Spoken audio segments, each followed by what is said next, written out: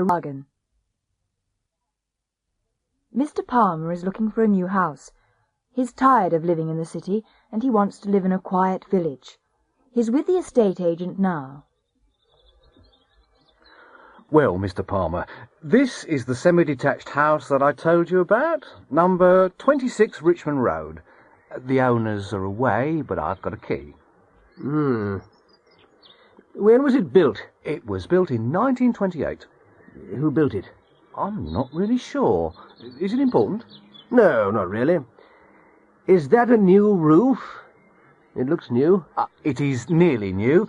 It was put on last year.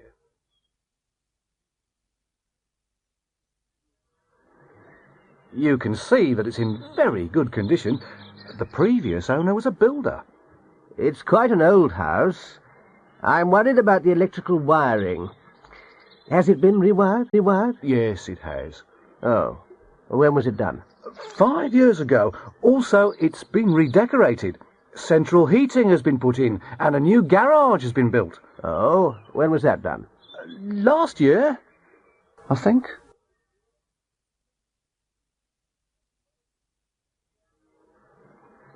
It's a very solid house. It's built of brick with a tile roof. It's a long way from a big town. What are the services like? Hold on, I've got the details here. Oh, yes, let me see. The dustbins are emptied every Thursday. It's important for me to see the post before I go to work. When is it delivered? It's usually delivered at about 7:30. The milk is delivered about 6 o'clock, so you'll have fresh milk for breakfast. It's certainly very cheap. I've seen a lot of similar houses, and they're more expensive. Oh, yes. It's a real bargain. Are there any plans for the area? Pardon? Plans? Well, a new school is going to be built in the village next year. Anything else? And, a new road, motorway actually, will be built next year too. You'll be able to get to London easily.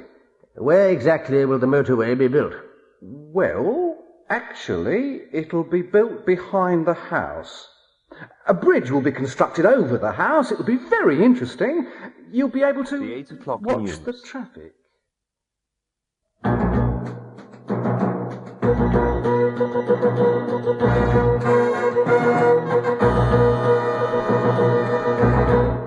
Good evening, and here is the 8 o'clock news. Robert Gibbs, the great plane robber, has been caught in Montina. He was arrested in a Vanadello nightclub. He is being questioned at police headquarters, and he will probably be sent back to Britain. 2 British detectives left Heathrow earlier this evening, and they will help the police in Vanadello with their inquiries. In 1978, Gibbs was sentenced to 40 years in prison for his part in the great plane robbery.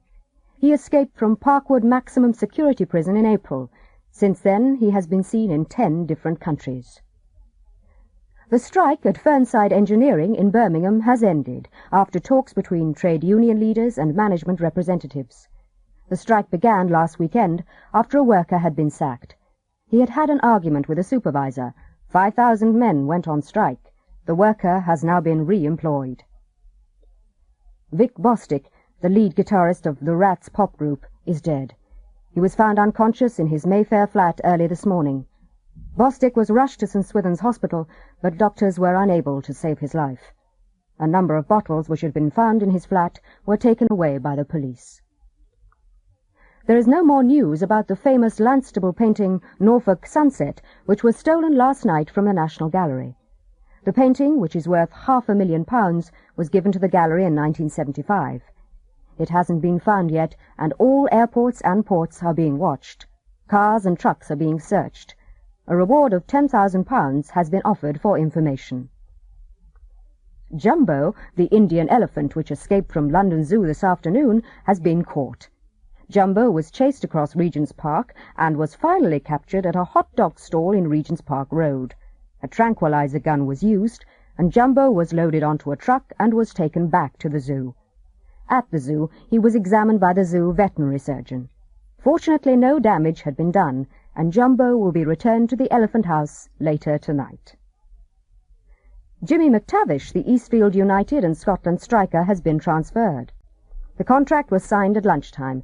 He was transferred to the American club, Miami Galaxy, for $3 million. McTavish, aged 23, was bought 2 years ago for a fee of £2,000 from a Scottish non-league. Elvis Presley, story of a superstar. When Elvis Presley died on the 16th of August, 1977, radio and television programs all over the world were interrupted to give the news of his death. President Carter was asked to declare a day of national mourning.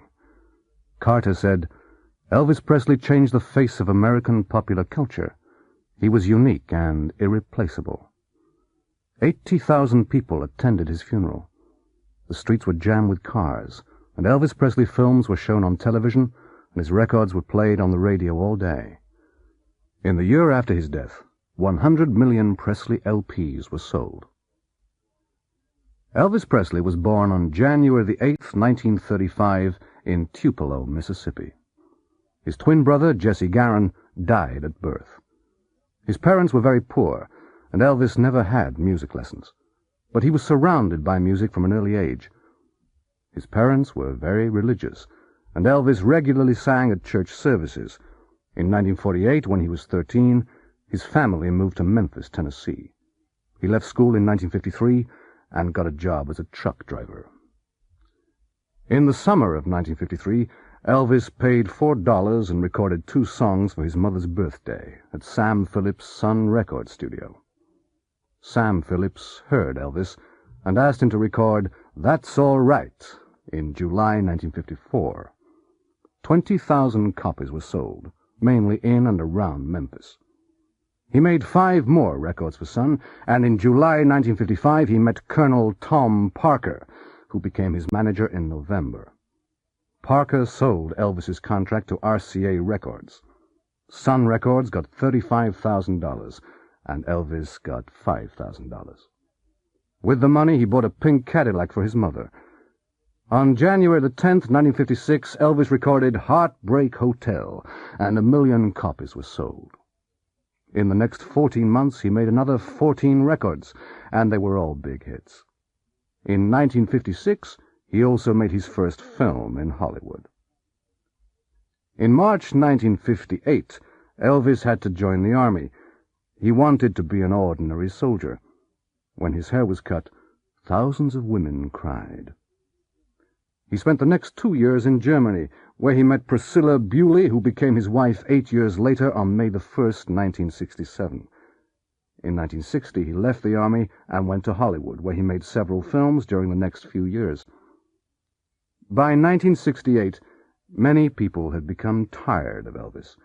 He hadn't performed live since 1960, but he recorded a new LP, From Elvis in Memphis, and appeared in a special television program. He became popular again and went to Las Vegas, where he was paid $750,000 for 4 weeks. In 1972, his wife left him, and they were divorced in October 1973. He died from a heart attack.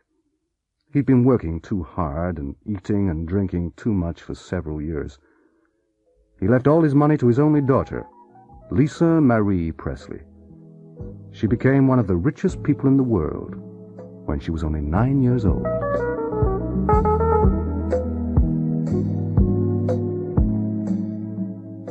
If I had enough money.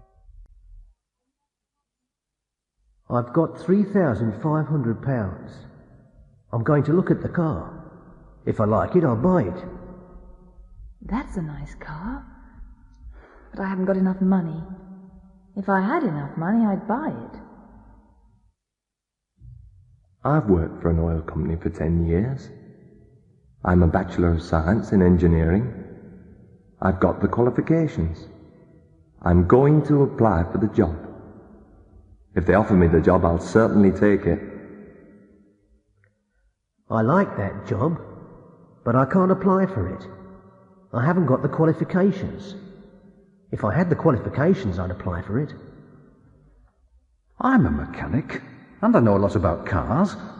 I've got a clean driving license and enough money. If they ask me, I'll go with them. I've got £1,000 and a driving license. I know very little about cars. If I knew something about cars, I'd go with them.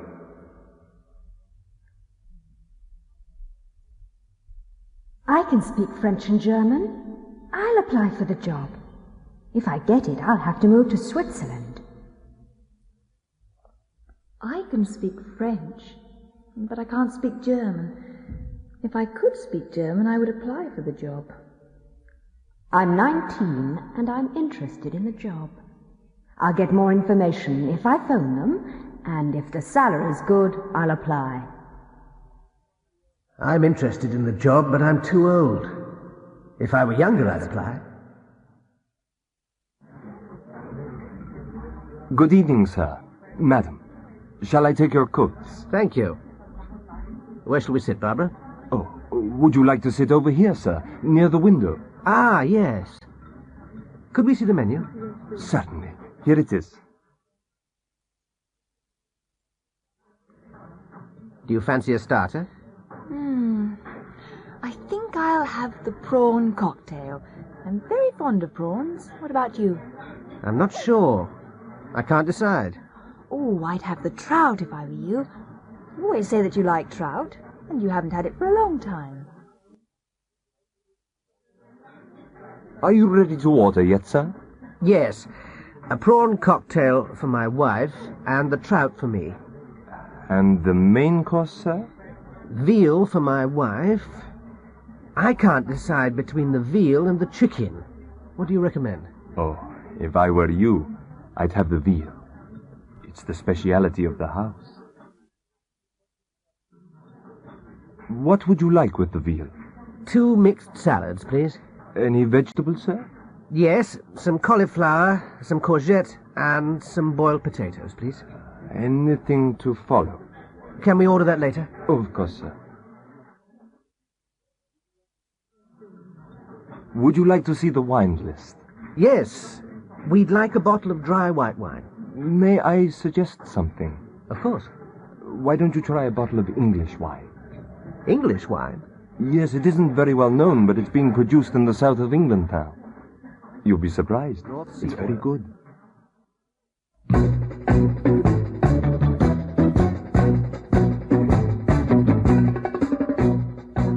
Good evening. This is London Radio. Welcome to Man in the Street.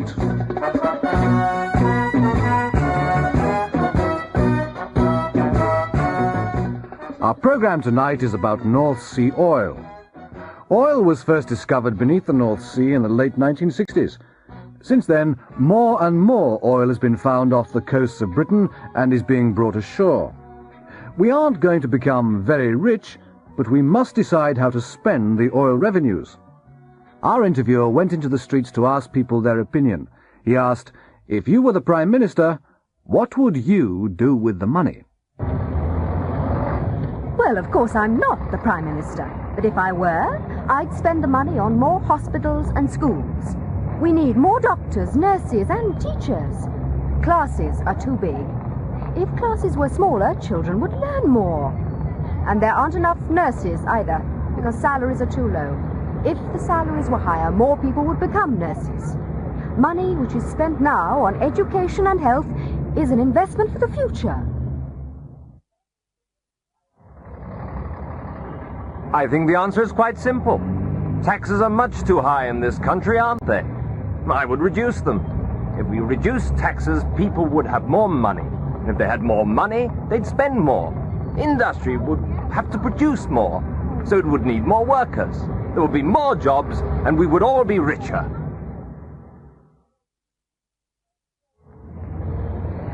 I'm very worried about inflation. I'd try to control prices. If I were the Prime Minister, I'd reduce the price of gas, coal and electricity. If we did that, everybody would benefit, wouldn't they?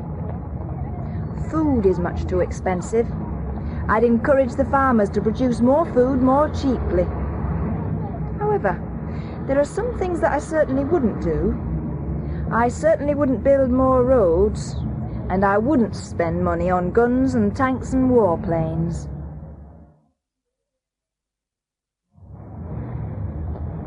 There's too much crime and violence nowadays. There aren't enough policemen on the streets. I'd increase the size of the police force, and I'd increase their salaries. If we had more policemen, we'd all feel safer. I'd also increase old age pensions. I've worked hard all my life, and I should have a reasonable standard of living.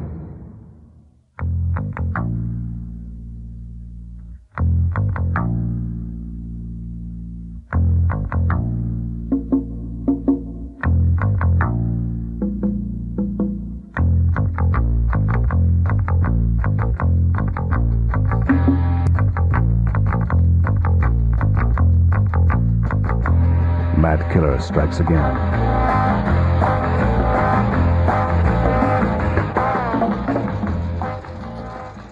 Los Angeles Daily Echo, Tuesday, April 12th. Mad killer strikes again.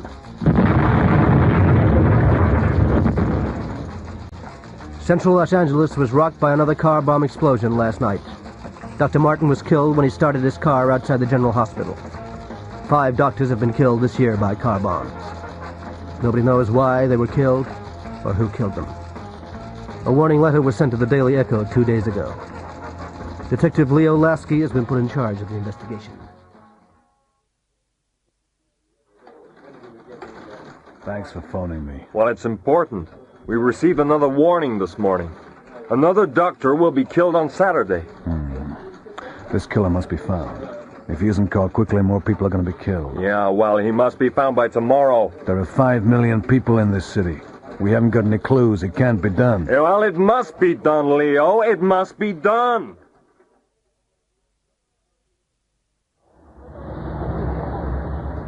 Places that have explosives must be checked, and quickly. It's being done, Leo. I gave instructions this morning. I want you to help me, Doctor. Help you? Of course I'll help you. I may be killed next.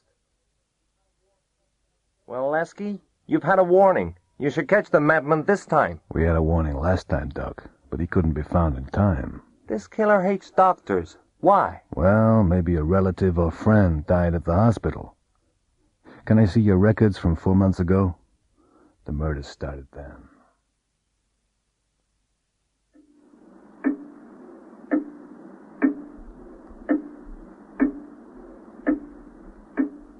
Lasky worked for hours. At last, he found something. 4 months earlier.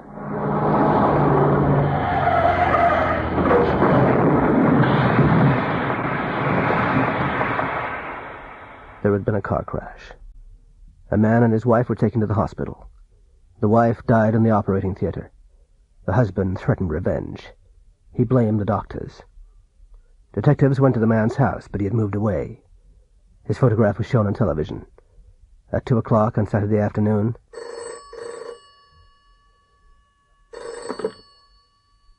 Lasky received a phone call. The man had been seen in a parking lot 2 blocks away from the hospital.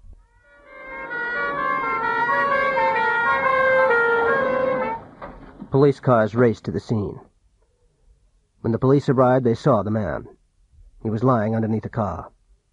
He jumped up and started to run, but there were police everywhere. He jumped into the car. And there was a terrible explosion. He had killed himself with his own bomb. All reports. Laura Bruce is a trainee reporter for the London Evening Echo. Last week, several famous people arrived at London Airport. Laura was sent to interview them. Nobody told her very much. I'm very busy. I've got a lot of appointments. I can't say very much. I love England. I've been here many times before. I enjoyed my visit in January. I'll only be in England for 12 hours. I'm going to meet the Prime Minister. I have no other comments. Dr. Sawanso visited England yesterday. He arrived at London Airport at 10 a.m. and we asked him to comment on the international situation. He just made a brief statement. He said he was very busy and that he'd got a lot of appointments. He said he couldn't say very much, but he said he loved England. He said that he had been here many times and that he had enjoyed his visit in January. He said he would be in England for only 12 hours and that he was going to meet the Prime Minister. He said he had no other comments. I like newspaper reporters, but I haven't got time to say much. Just that I'm the greatest. I've always been the greatest, and I always will be the greatest. I can beat anybody in the world. I've beaten Leo Fink before. I knocked him out in Miami, and I'm going to knock him out in San Paulo. I'll be the champion forever. Excuse me. Brutus Cray stopped at London Airport on his way from Frankfurt to Sao Paulo. I managed to see him in the VIP lounge. Brutus was in a hurry. He said he liked newspaper reporters, but that he hadn't got time to say much. He said he was the greatest, he had always been the greatest, and he always would be the greatest. He said he could beat anybody in the world. He also said he had beaten Leo Fink before. He said he had knocked Fink out in Miami, and that he was going to knock him out in Sao Paulo. He also said he would be the champion forever. Hey, Maria! Have you finished your exam? Yes, I have. Was it difficult? Well, it was quite hard. Did you pass? I don't know. She didn't tell me. What questions did she ask?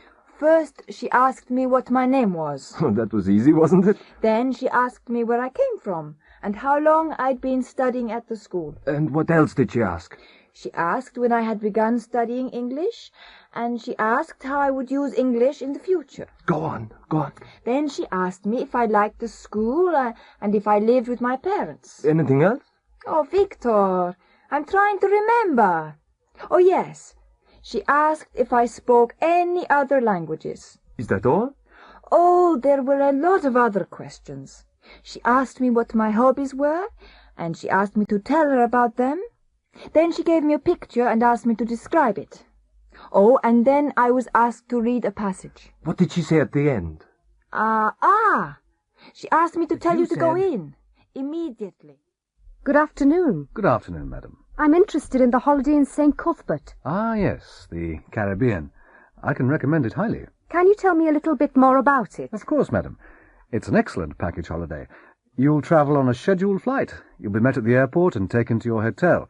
You won't have to pay airport taxes. They're included in the price. The hotel is very near the beach, and it's got a swimming pool and a discotheque. It's a very modern hotel. It was built last year. The restaurant's superb, and drinks are very cheap in St. Cuthbert. Oh, and you can walk to the sea in 2 minutes. Sounds good. I'd like to make a reservation. One moment, madam, and I'll get you a booking form. Marion paid a deposit and booked the holiday. 2 months later she was in St. Cuthbert. But she was disappointed. When she returned to England, she went to see the travel agent. Ah, it's Miss Ward. Did you have a good holiday? No, I certainly did not have a good holiday. Oh, I'm very sorry to hear that. What was wrong? Well, when I arrived in St. Cuthbert, I had to spend 4 hours at the airport. You said that we would be met, and we weren't. You also said that we would be taken to the hotel. We weren't, and the taxi cost about £12. You told me that airport taxis were included. In fact, I had to pay £10. Oh, dear. You had a very bad start. But the hotel was nice, wasn't it? No, it was not. You said it was very modern. You were quite right. They hadn't finished building it. We couldn't sleep because the workmen were working all night. On our balcony. You said it had got a swimming pool. It had, but it was empty. And the restaurant. The restaurant served fish every night. Oh, dear. You said that the hotel was near the beach and that we could walk to the sea in 2 minutes. Couldn't you? Oh, yes, we could. But there was an oil refinery between the hotel and the beach, and it took half an hour to walk round it. Oh, I'm really terribly sorry. We really didn't know. I'm afraid we're unable to give you a refund, but we can give you a 10% discount on next year's holiday. Next year? Having Next year I'm staying in England. Sorry I'm late. I couldn't start the car this morning. Well, winter's coming. It was probably cold. It needs a service, really. But garages are so expensive nowadays. Can't you service it yourself? Who, me? I don't know anything about cars. If I were you, I'd have it serviced. The garage that I use is very reasonable and have the radiator filled with antifreeze. They say it's going to be a cold winter. Do you know where there's a good dry cleaners? Yes, there's a good one in Victoria Road. I'd go there if I were you. Oh, thanks. I want to have my suit cleaned. I'm going to a wedding on Saturday. Well, I had my suit cleaned there last week, and they did a good job. Excuse me, do you do alterations? Yes, we do. What kind of alteration do you want? I'd like to have this skirt lengthened. It's too short for me. That's fine. It'll take about a fortnight. And at the same time, I want to have this dress shortened. It's a bit too long. Good. Would you mind just putting the skirt on first? There's a changing room over there. Hello. Can I make an appointment to see the optician? Yes. Would next Friday be convenient at 3 o'clock? Oh, yes. I want to have my eyes tested. I think I need some new glasses. Goodbye. Goodbye. Oh, be careful. That isn't a door, it's a window. Oh, A yes. new job. Sorry. Alice, have you seen this ad in the paper? Oh, yes. But I'm not interested in finding a new job. I've been here since I left school. I like working here. Really? I've only been here for 2 months and I'm already tired of doing the same thing every day. I want some adventure. Adventure? There's too much adventure in New York. People are afraid of walking in the streets. Oh, come on, it's not that bad, and the salaries are fantastic. I'm not interested in earning more money. I've got enough now.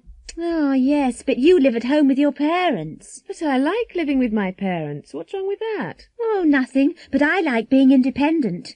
I like travelling. I enjoy meeting new people. I'm going to apply for the job. Weather forecast. Well, good luck. Paul and Judy live in Birmingham. It's a large city in the Midlands.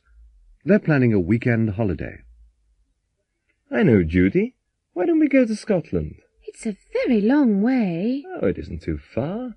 Anyway, the motorway's very good, so we can get there quickly. But Scotland's often cold at this time of the year. It may snow. Well, yes, it may.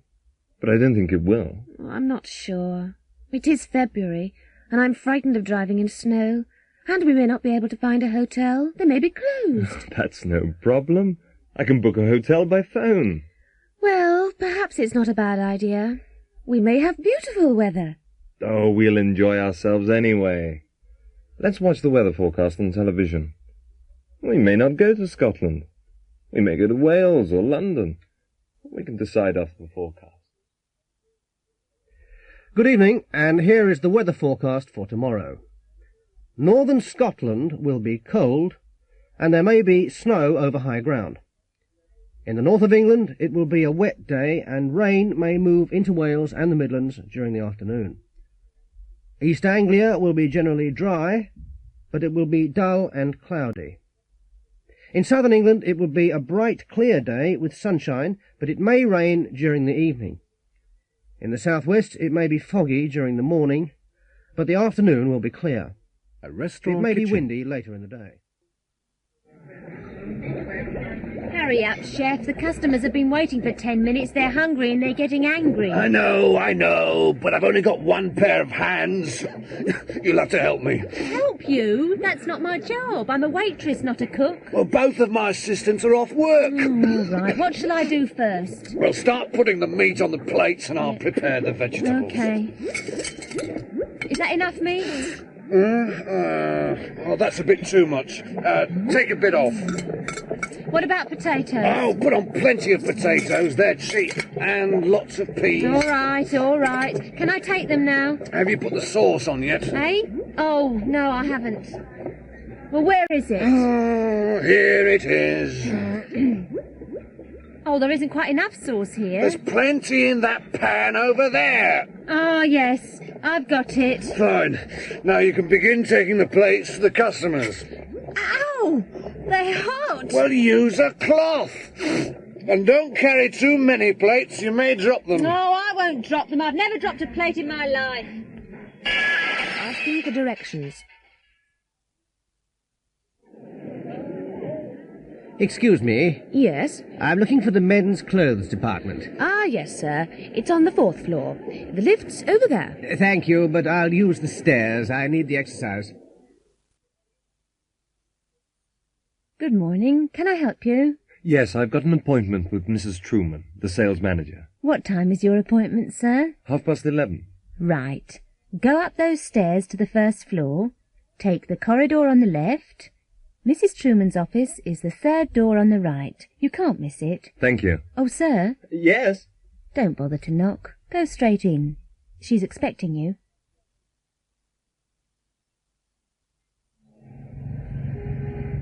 Excuse me? Yes? I'm lost. Is this the way to Brighton? No, I'm afraid it isn't. You're going the wrong way. This is the Portsmouth Road. Oh, dear. Can you tell me the way to Brighton? Yes, turn round and go back to the roundabout. Take the third exit. That's the A272. The A272? That's right. You'll see signposts to Brighton from there. Yes, please. 2 to Market Street, please. 36B. Can you tell me when we get there? Okay. Thanks a lot. This is the Radio 1 news desk. In Dorset, a helicopter is trying to rescue a man who has fallen down a cliff. He's lying on a small beach. An air-sea rescue helicopter has arrived at the scene, and one of the crew has climbed down a ladder to the beach. He's speaking to a doctor by radio. Hello? Can you hear me, Doctor? Yes, I can hear you clearly. Is he unconscious? No. He's conscious, but he looks pretty bad. Okay. Ask him if he can move. Can you move? No. Ask him if he's in pain. Are you in pain? Oh, yes. Ask him where it hurts. Where does it hurt? It's my back. Right. Don't move him. I'm coming down. Frank Aitken is the editor of the Daily News. He's sending a trainee journalist to interview the American singer Bob Sonata. Now, I've arranged the interview for 4 o'clock at his hotel. Ask him lots of questions. You know, ask him if he likes England, ask him what his next record will be, when he recorded it, and ask him where. Ask him all the usual questions. But don't ask him how old he is. UFO. Okay?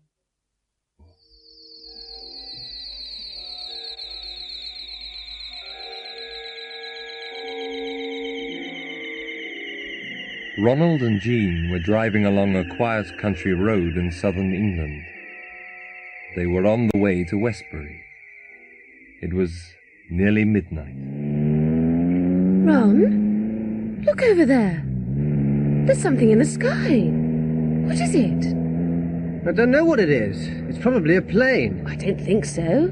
It's too big. And too bright. Oh, no. What's the matter? Well, the engine stopped. Why has it stopped? I don't know why it stopped. We'll have to find a garage. Is there one near here? Yes. There's one in the next village, but I don't know if it's open. It's very late. Suddenly there was a loud noise, and a big, bright silver object flew low over their car. It stopped in mid-air, turned round, and flew back over their car. Then it went straight up into the sky and disappeared. Oh, Ron! What was that? Huh? Don't ask me. I've got no idea what it was. Oh, I'm frightened. Let's go. We can't. The engine isn't working. Oh, try it again. Well, that's strange. It's okay now. I wonder why it wasn't working. Oh, Ron, do you think it was a UFO? I don't know. I really don't. We should phone the police. Ron, do you think they'll believe us? One night, Mrs. Riley, an elderly widow, was walking along a dark London street. She was carrying her handbag in one hand and a plastic carrier bag in the other. There was nobody else in the street except 2 youths. They were standing in a dark shop doorway. One of them was very tall with fair hair. The other was short and fat, with a beard and moustache. The youths waited for a few moments, and then ran quickly and quietly towards Mrs. Riley. The tall youth held her from behind, while the other youth tried to snatch her handbag. Suddenly Mrs. Riley threw the tall youth over her shoulder. He crashed into the other youth, and they both landed on the ground. Without speaking, Mrs. Riley struck both of them on the head with her handbag, and walked calmly away. The two surprised youths were still sitting on the ground when Mrs. Riley crossed the street towards a door with a lighted sign above it. Mrs. Riley paused, turned round, smiled at the youths, and walked into the South West London Judo Club. The platform of Portsbridge Station is full of people. They're waiting for an important visitor, the Queen. They're expecting her to arrive soon. She's going to open a new secondary school, Portsbridge Comprehensive. The Mayor's secretary is telling him about the plans for the day. She'll be here soon. We'll wait until we see the train. When the train stops, the band will start playing. Your son will give her some flowers when she gets off the train. You'll make a speech before she leaves the station. As soon as she arrives at the school, the children will begin cheering. After she opens the school, we'll go to the town hall. When she gets to the town hall, you'll make another speech. After you make the speech, we'll have lunch. Before she leaves Portsbridge, you'll give her a present from General the town. Hospital. Mr. Wallace is in the maternity ward. His wife's going to have a baby. Hello. You're Mr. Wallace, aren't you? Have you been waiting long? Not really. Is there any news? Not yet. We'll tell you as soon as there is. Have you thought of any names for the baby? Oh, yes. If it's a girl, we'll call her Victoria. If it's a boy, we'll call him Jason. Oh. David Foster has had a serious accident. His wife's outside the operating theatre now. Mrs. Foster, I'm Dr. Payne. Oh, Doctor, how is he? Well, I'm afraid we'll have to operate. Oh, no. He's always been afraid of operations. Don't worry. If we operate now, he'll be all right. Oh, Doctor, do you really have to? I'm afraid so. He's lost a lot of blood. If we don't operate, he'll die. Mr. Frampton has just arrived at the hospital. He's going to have a minor operation tomorrow.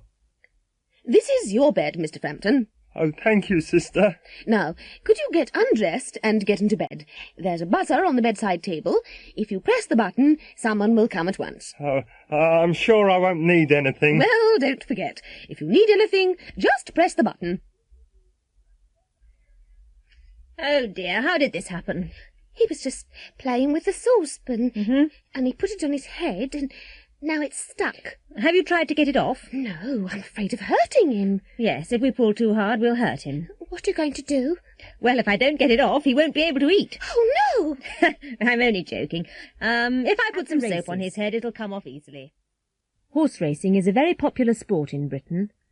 There are over 11,000 horses in training, and there's a race meeting almost every day of the year. Some of the prizes are worth thousands of pounds, and some of the horses are worth millions. Horses from all over the world enter for the big races. People bet on the horses, and if they're lucky, they can win a lot of money. Some people spend a lot of time studying the form of the horses. Others just guess. Look at the list of horses for the Hampshire Gold Cup. Study it, and try to choose the winner. It's a lovely day here at Hurstwood Park. The horses are ready for today's big race, the Hampshire Gold Cup. And they're off. They've all started well. They're racing towards the first bend, and Dobbins in the lead, Concord second, and Chestnut Mare's third. Now they're approaching the first fence, and Dobbins fallen, but the jockey looks all right. And now Concord's in front. White Rum, the favourite, is at the back. Now they're entering the second bend, and they're all over the second fence.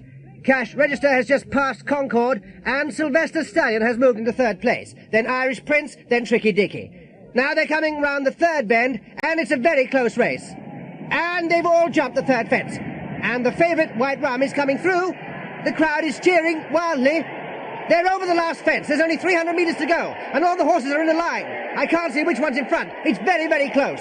It's a photo finish. What a race! But we'll have to wait for the result.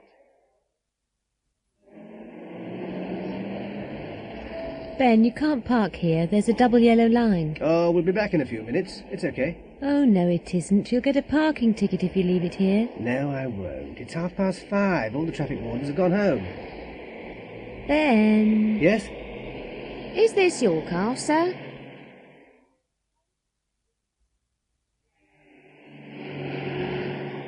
Excuse me, may I see your licence? I'm afraid I've left it at home. In that case, you'll have to take it to the police station within 5 days. But why?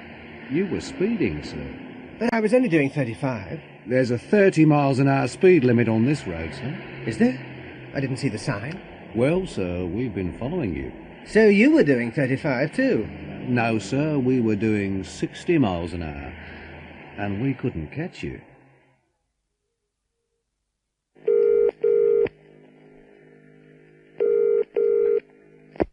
Hello? Wadley's Garage? Oh, good evening. I don't know if you can help me. My car's broken down. We have a 24-hour breakdown service. Where are you? I'm on the A357, just north of Ringbourne. My car's just past the Red Lion pub. It's a white MG. Do you know what's wrong with it? I've got no idea, but it won't start. I'll send a mechanic out to you. He'll be there in about 10 minutes. It's nothing serious, sir. You've run out of petrol. Oh. Can you tow me to the garage? Oh, that's not necessary. I've got a spare can of petrol in my truck. Shall I pay you now, or shall I come to the garage? You can pay me now. Will you take a cheque? I've run out of cash, too. Yes, that's okay. Hold on. I can't find my chequebook. 999.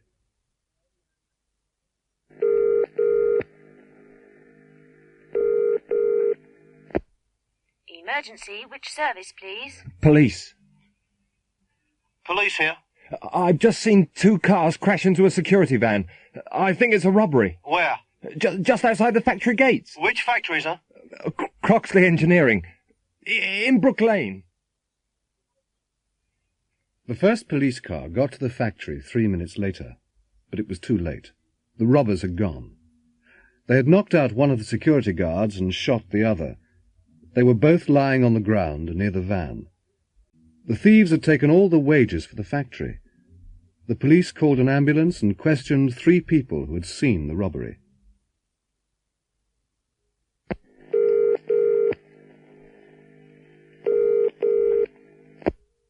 Emergency, which service, please? Fire. Fire service. Come quickly, Fenley's garage is on fire. The one in Churchill Road. We'll be there in 2 minutes. The fire engine got to the garage just in time. The showroom was burning.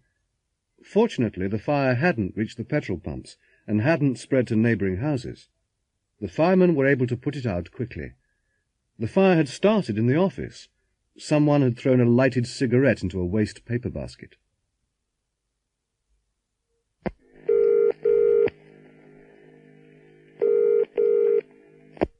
Emergency, which service, please? Ambulance. Ambulance service. Hurry, there's a boy. He's in the canal, and I don't think he can swim. Where are you, madam? Oh, sorry. Near the bridge. The one in Balaclava Street. We're on our way. When the ambulance arrived, the boy was lying on the quay. A policeman had seen the boy in the water and had dived in and rescued him. The boy was all right. The policeman had given him artificial respiration. The ambulance took the boy and the policeman to hospital. Have you ever had an embarrassing experience? Last week we asked readers to tell us about embarrassing experiences. We received hundreds of letters. Here is a selection. My most embarrassing experience happened when I had just left university. I had just started teaching in a Liverpool secondary school. One morning my alarm clock didn't ring. I had forgotten to wind it up. I woke up at 8:30 and school began at 9. I quickly washed, shaved, dressed, jumped into my car and drove to school. When I arrived, the students had already gone into class.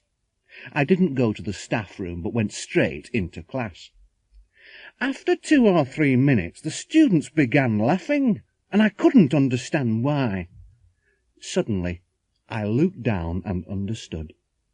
I had put on 1 black shoe and 1 brown shoe. Stanley Hooper, B.A., Preston, Lancashire. The most embarrassing experience I've ever had happened 2 years ago. My wife and I had driven into town to do some shopping. The streets were very busy and we were holding hands. Suddenly, my wife saw a dress that she liked in a shop window and stopped. I started looking at some radios in the next window. After a minute or 2, I reached for my wife's hand. There was a loud scream and a woman slapped my face. I hadn't taken my wife's hand. I'd taken the hand of a complete stranger. Len Bailey, Sheffield, Yorks. My husband and I had decided to buy a new house, and I'd made an appointment to see our bank manager. I'd never met him before, and I was a bit nervous. I drove into town, and I was lucky enough to find a parking space outside the bank. I'd just started reversing into the space when another car drove into it. I was furious. I opened my window and shouted at the other driver. He ignored me and walked away. It took me 20 minutes to find another space. As soon as I'd parked the car, I rushed back to the bank. I was 10 minutes late for my interview. I went to the manager's office, knocked and walked in. The manager was sitting behind his desk. He was the man who had taken my parking space. Kate Kirby, Portsmouth, Hants. Why don't you write and tell us about your most embarrassing experience? Edgar and Catherine are staying in a cottage in the New Forest. It belongs to Edgar's uncle, and they've borrowed it for the weekend. It's Friday night. They arrived an hour or 2 ago, and they're sitting in front of a log fire. Oh, Edgar, this house is fantastic. I love old houses. There's a ghost here, you know. Edgar, don't be silly. You're trying to frighten me. Not at all. I've been coming here for years. We used to stay here when I was a child. I saw the ghost myself once. Edgar, this isn't funny. It's late at night. Anyway, I don't believe in ghosts. Don't you? I do. Where did you see the ghost? Upstairs, in the bedroom. Ha ha. Did it have a white sheet over its head? No, no. It was quite an ordinary ghost, really. He was wearing Victorian clothes. He? Who? The ghost, of course. I'll tell you about it. I'd been walking in the forest all day and I was really tired, so I went to bed early. Had you had anything to drink? No, no. Well, go on. What happened? I'd been in bed for 2 or 3 hours. How do you know that it was a few hours? There's an old grandfather clock in the bedroom. You'll see it when we go upstairs. Anyway, the man was standing beside it. What man? The ghost, of course. What did you do? Nothing. What did he say? Nothing. He just stared at me. How did he get into the room? Had you locked the door? Yes, I had, and the window. It was a cold, foggy night. Was there a fireplace? Yes, but it was too small for a man to get down. Anyway, there'd been a fire. What did you do? I sat up and stared back at him. I was too shocked to move. What happened? What happened? Well, I don't know how long we'd been staring at each other, when suddenly I panicked and shouted. And he disappeared. I don't believe it. I didn't believe it myself at the time, but when I told some people in the village, they believed me. Some of them had seen the ghost themselves. They could even describe him. If you ask them, they'll tell you. Edgar, put some more wood on the fire. Buying I'm going a present. to sleep downstairs tonight.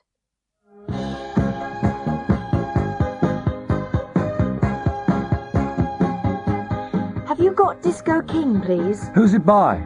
Soul Sensation. It's their latest single. It's just entered the charts. It's number 9 this week. Hold on, I'll just look. Here you are. Oh, thanks. And have you got the new LP by the Rats? What? Teenage Revolution? Oh yes, we've got that. It's a fantastic album, you'll love it. Oh, it's not for me. It's for my grandmother. It's a birthday present. I'm trying to find a Christmas present for my wife. Yes, sir. What exactly are you looking for? I'm not sure, really. Perhaps you can help me. Right. I'll show you some bracelets. No, I bought a bracelet for our wedding anniversary. Maybe a ring, then. These rings are made of gold. Yes. I like that one. What's the stone? It's a diamond, sir. And it's only £2,000. Ah. Well, perhaps you could show me some earrings, then. Good morning. Perhaps you can advise me. Yes, madam. I'm looking for a toy for my nephew. Oh, yes. How old is he? He'll be 9 years old on Saturday. Skateboards are still very popular? I don't want him to hurt himself. What about a drum set? I don't think so. His father will be angry if I buy him one of those. Have you got anything educational? You see, he's a very intelligent boy. I've got the perfect thing. Made in England. A do-it-yourself computer kit. I like your radio. Is it new? Yes, I bought it last week. It's a Bisonic. Bisonic? I've never heard of it. Where was it made? I'm not sure. I think it was made in Japan. I'll have a look. No, I'm wrong. The empty It was chair. made in England. A friend of mine, Rob Jenkins, almost had a nervous breakdown last year. I told him to go to the doctor. Hello, Mr. Jenkins. What can I do for you? Well, Doctor, I'm very tense and nervous. I haven't been able to sleep for several days. Have you been working hard? Oh, yes, I've been very busy. I've been working 12 hours a day. Have you been taking any pills? No, but I've been smoking too much and I've been drinking a lot of coffee. Well, you should take a holiday. You should go somewhere quiet and peaceful. Like Cornwall. Why don't you go there? Rob decided to go to Cornwall the next weekend. Penkey was a very small fishing village on the north coast of Cornwall. There were no trains or buses to Penkey, so he had to drive. It was a long journey, and Rob arrived late on Friday evening. The landlady of the guest house, Mrs. Doone, answered the door and showed him to his room. Rob was very tired and went straight to bed. He slept well and didn't wake up until 9 o'clock the next morning. Rob went downstairs for breakfast. Because there were no other guests, Mrs. Doone invited him to have breakfast with her and her daughter, Catherine. Catherine was already sitting in the dining room. She was about 13 years old, with long black hair and clear grey eyes. Mrs. Doone went to the kitchen to prepare breakfast. Rob and Catherine looked at each other nervously for a few seconds. There are 4 places at the table. Is there another guest? Oh, no. We never talk about the empty place. The empty place? What do you mean? Well, that used to be my father's place. Used to be? I don't understand. My father was a fisherman. 3 years ago he went out in his boat, and he never returned. What happened to him? Nobody knows. They searched everywhere, but they found nothing. My mother always keeps that place for him, and she makes his breakfast every morning. She thinks he'll come back. That's a photograph of him over there on the wall. My mother's been waiting for him for 3 years. Rob said nothing, but he looked very worried. At that moment Mrs. Doone returned. She poured 4 cups of tea and put 1 cup in the empty place. Rob looked more worried, and he stared at the empty chair. Suddenly he heard footsteps outside the door, and a tall man with a black beard walked into the room. Rob looked terrified. It was the man in the photograph. He jumped up and ran out of the room. Who was that? What's the matter? I don't know. I don't understand. He's a guest from London. He arrived last night while you were asleep. Catherine, do you know anything about this? No, I don't, Father. But he's here because he's very nervous. He says he's hiding here because a tall man with a black beard is trying to kill him. Catherine, have you been telling stories again? Stories, Father? Me?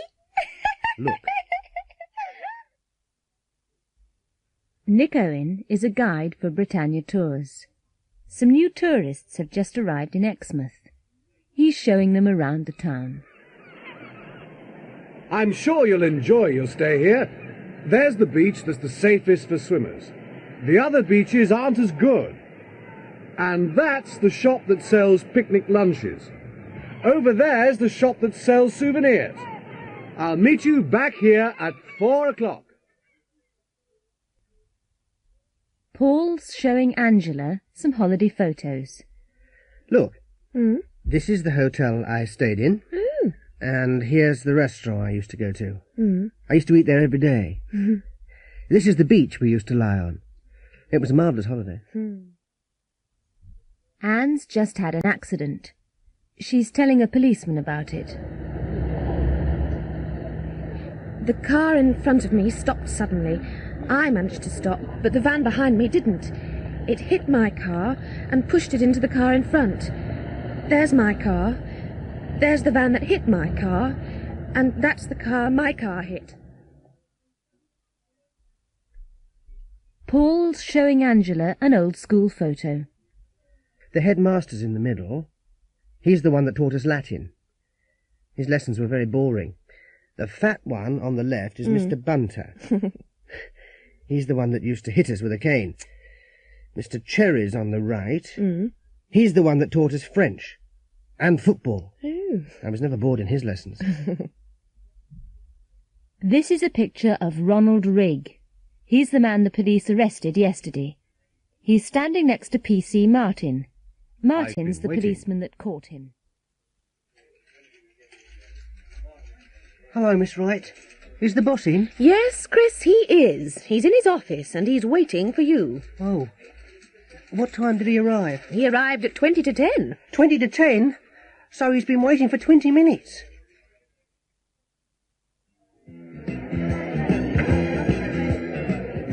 Hello, Judy. You've been sitting here for an hour. Where's your husband? Oh, he's dancing with Mrs. Winston. Oh, yes. He's dancing very well. He's been dancing all evening. Yes, he has. But he hasn't been dancing with me. Hello, Mrs. Parker. Are you waiting to see Dr. Savage? Hello, Mrs. Baker. Yes, I am. How long have you been waiting? I've been waiting since 9 o'clock. Ah, so you haven't been waiting long. It's only 9:10 now. No, I haven't. I've been reading this magazine. It's very interesting. There's an article about operations. Eric, call the waiter again. I've been trying to call him. Eric, we've been sitting here for 20 minutes, and I'm not going to wait any longer. I'm sorry, dear, but he's talking to that girl. Yes, he's been talking to her since we came in. Waiter! Yes, sir. Do you want the bill? The bill? We haven't Checking seen the an alibi. menu yet. There was a bank robbery in central London yesterday. Just before closing time yesterday, a robber entered the Butcher Street branch of the National Westminster Bank. He was carrying a shotgun and wearing a stocking mask over his head. There were only a few customers in the bank at the time. He made them lie on the floor while the cashier was putting the money in a sack. As he was leaving, the security guard tried to ring the alarm.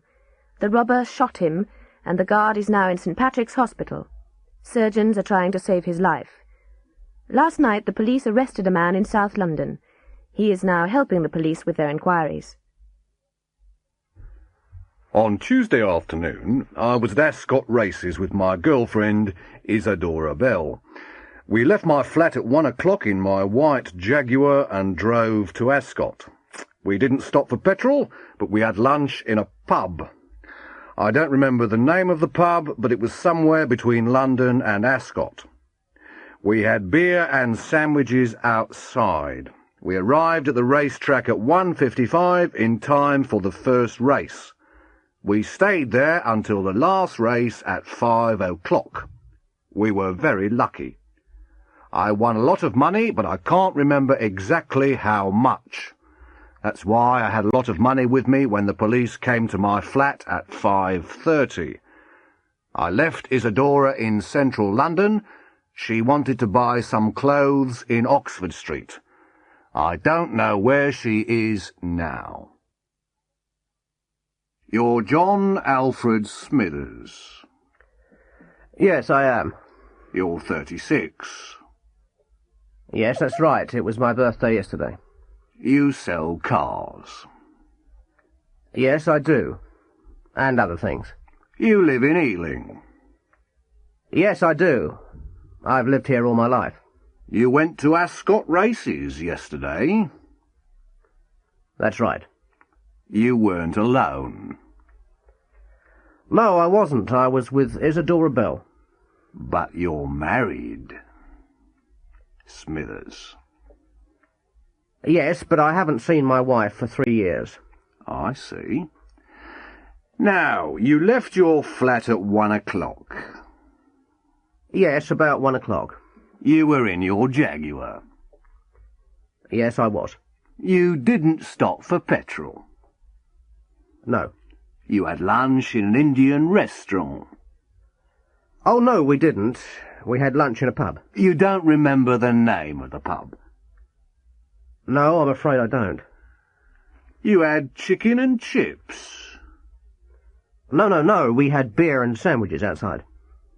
You arrived in time for the first race and stayed until the last race. Yes. You were very lucky. Yes, I was. You won £5,000. No, I can't remember exactly how much. There was £5,000 in your flat.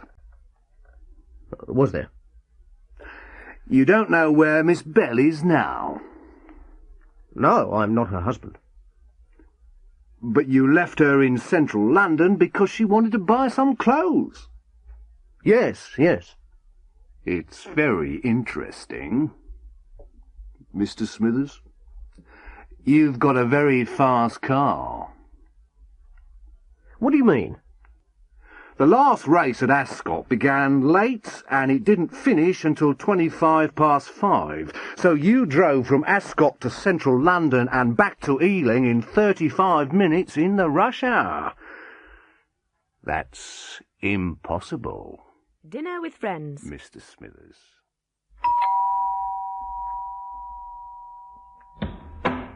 Hello. Hello, Ken. Hello, Barbara. Come in. Shall I take your coat? Oh, thank you very much.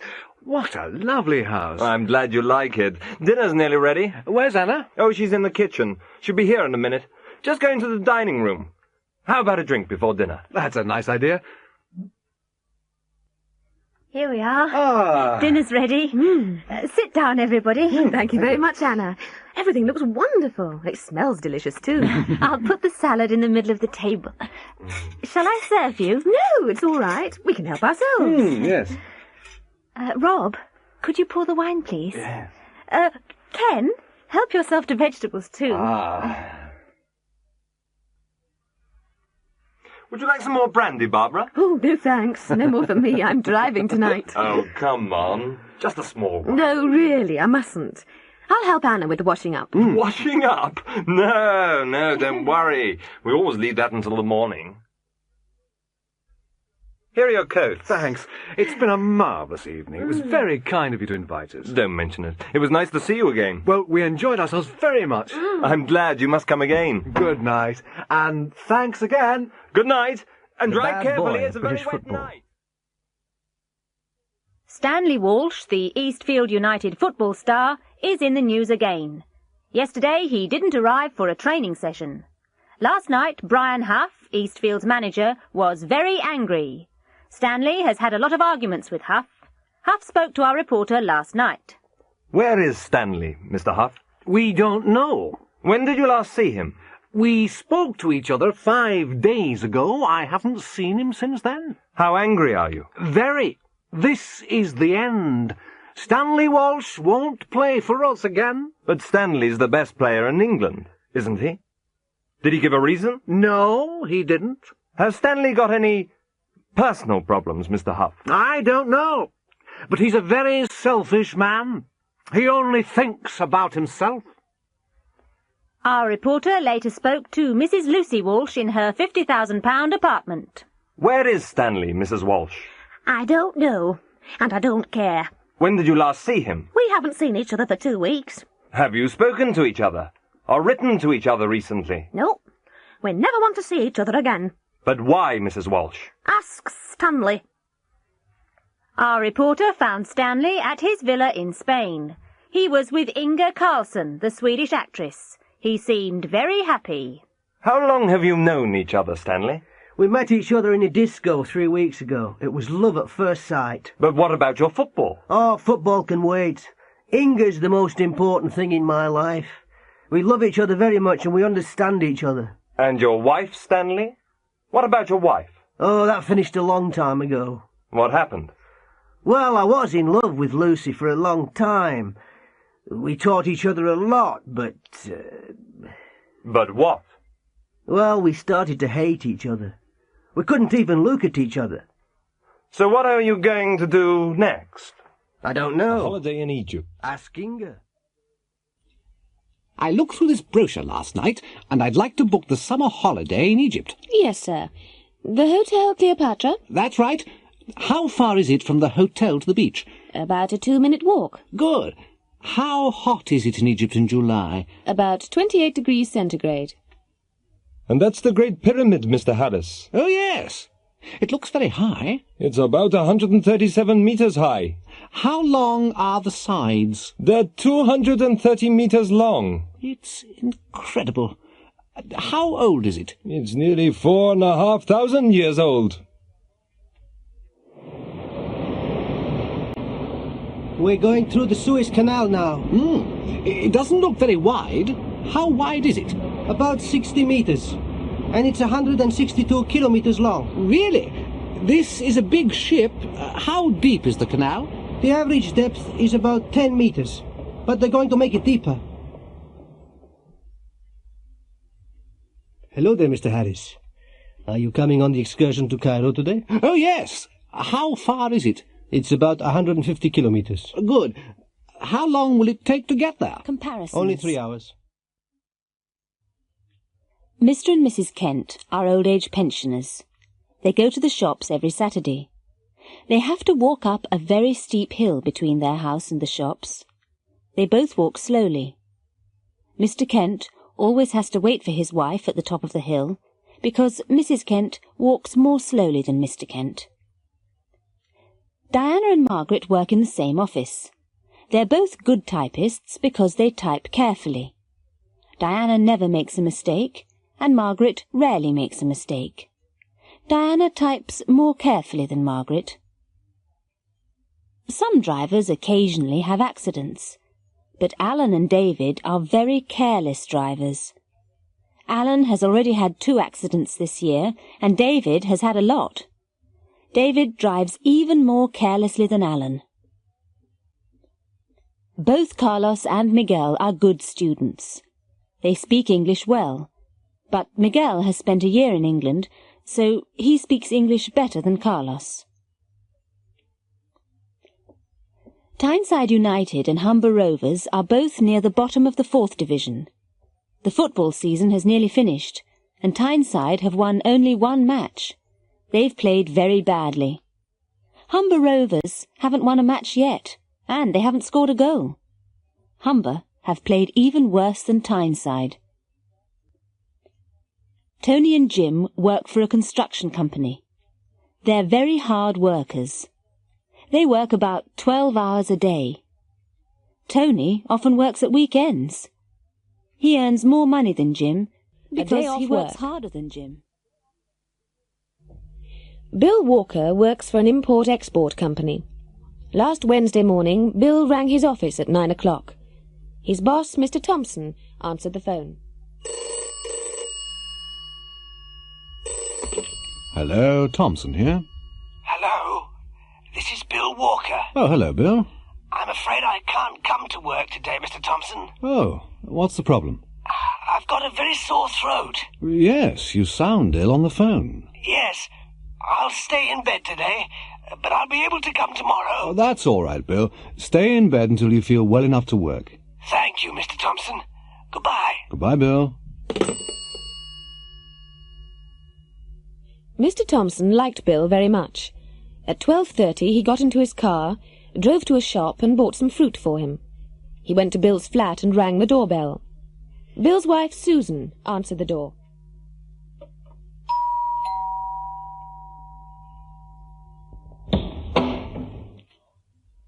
Oh, Mr. Thompson.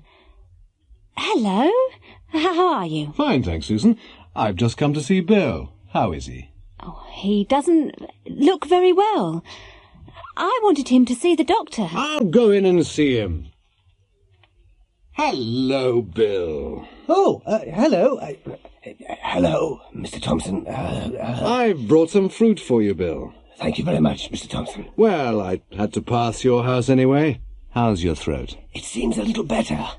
I'll be okay tomorrow. Well, don't come in until you feel better. All right, but I'm sure I'll be able to come in tomorrow. Bye, Bill. Goodbye, Mr. Thompson. At 3 o'clock in the afternoon, Mr. Thompson locked his office door and switched on his portable television. He wanted to watch an important international football match. It was England against Brazil. Both teams were playing well, but neither team could score a goal. The crowd were cheering and booing. It was very exciting. Then at 3:20, England scored from a penalty. Mr. Thompson jumped out of his chair. He was very excited. He was smiling happily when suddenly the cameraman focused on the crowd. Mr. Thompson's smile disappeared, and he looked very angry.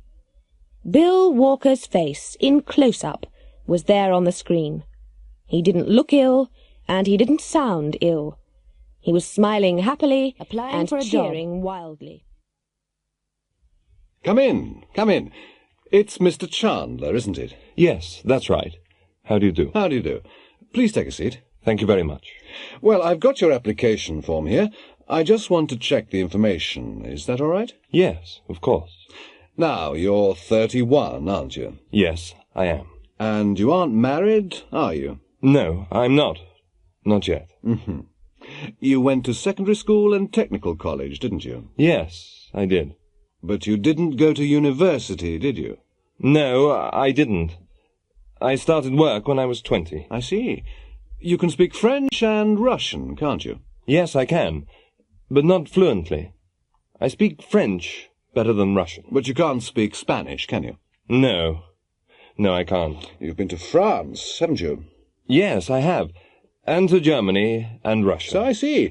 But you haven't been to the Middle East, have you? No, I'm afraid I haven't. But I'd like to. Good. Come in, please sit down. It's Miss Wallace. Yes, that's right. Good afternoon. Good afternoon. Well, I've looked through your application. Can I just check the information? Of course. Now, you're 22. Yes, I am. You aren't married? No, I'm not, but I'm engaged. You didn't go to technical college or university? No, I didn't. But you learned to type at secondary school? Yes, I did. You can speak French and Italian? Yes, I can, but I can write them better than I can speak them. I see. You've been to Switzerland? Yes, I have, and Italy. And you can take shorthand? Yes, I studied it at school.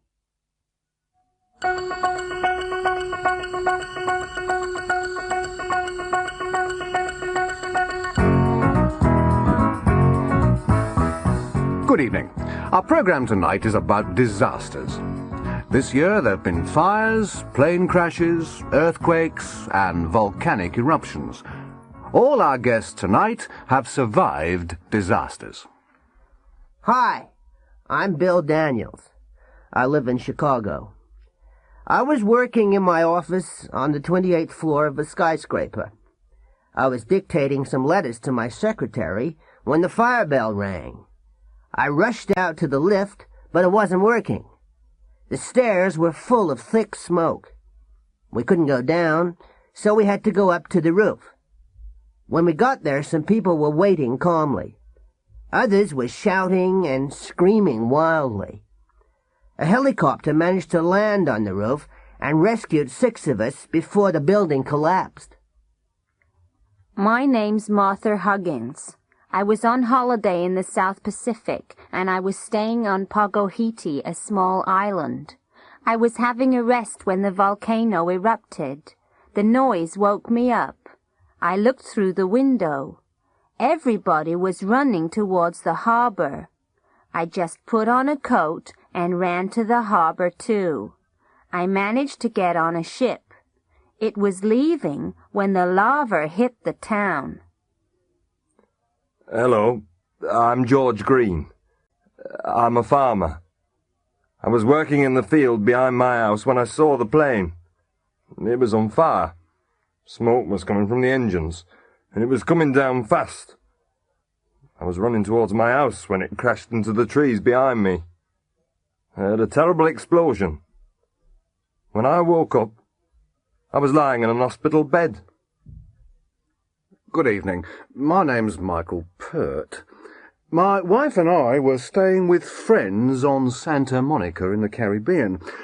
We were having dinner when the earthquake began. Everything shook. All the plates and food fell onto the floor. We were picking everything up when the ceiling fell onto us. We couldn't move, and we had to wait for 3 hours before help arrived.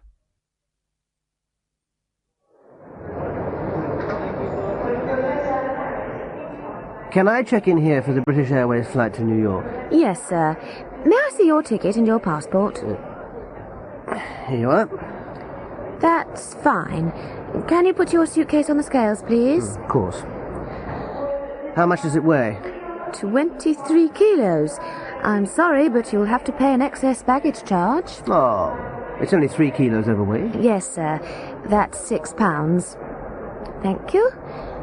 Would you like to go through to the departure lounge? British Airways Flight 179 to New York is now boarding at Gate 4. Excuse me? Yeah? I didn't hear that announcement. Which flight did they call? Flight 179 to New York. Are you going there? Yes. So am I. Gate 4's this way. Follow me. May I search you, sir? It's just a security check. Of course. Thank you. What's this in your pocket? Oh, yes. I'm sorry. It's just a metal comb. May I see it, sir? Certainly. Here it is.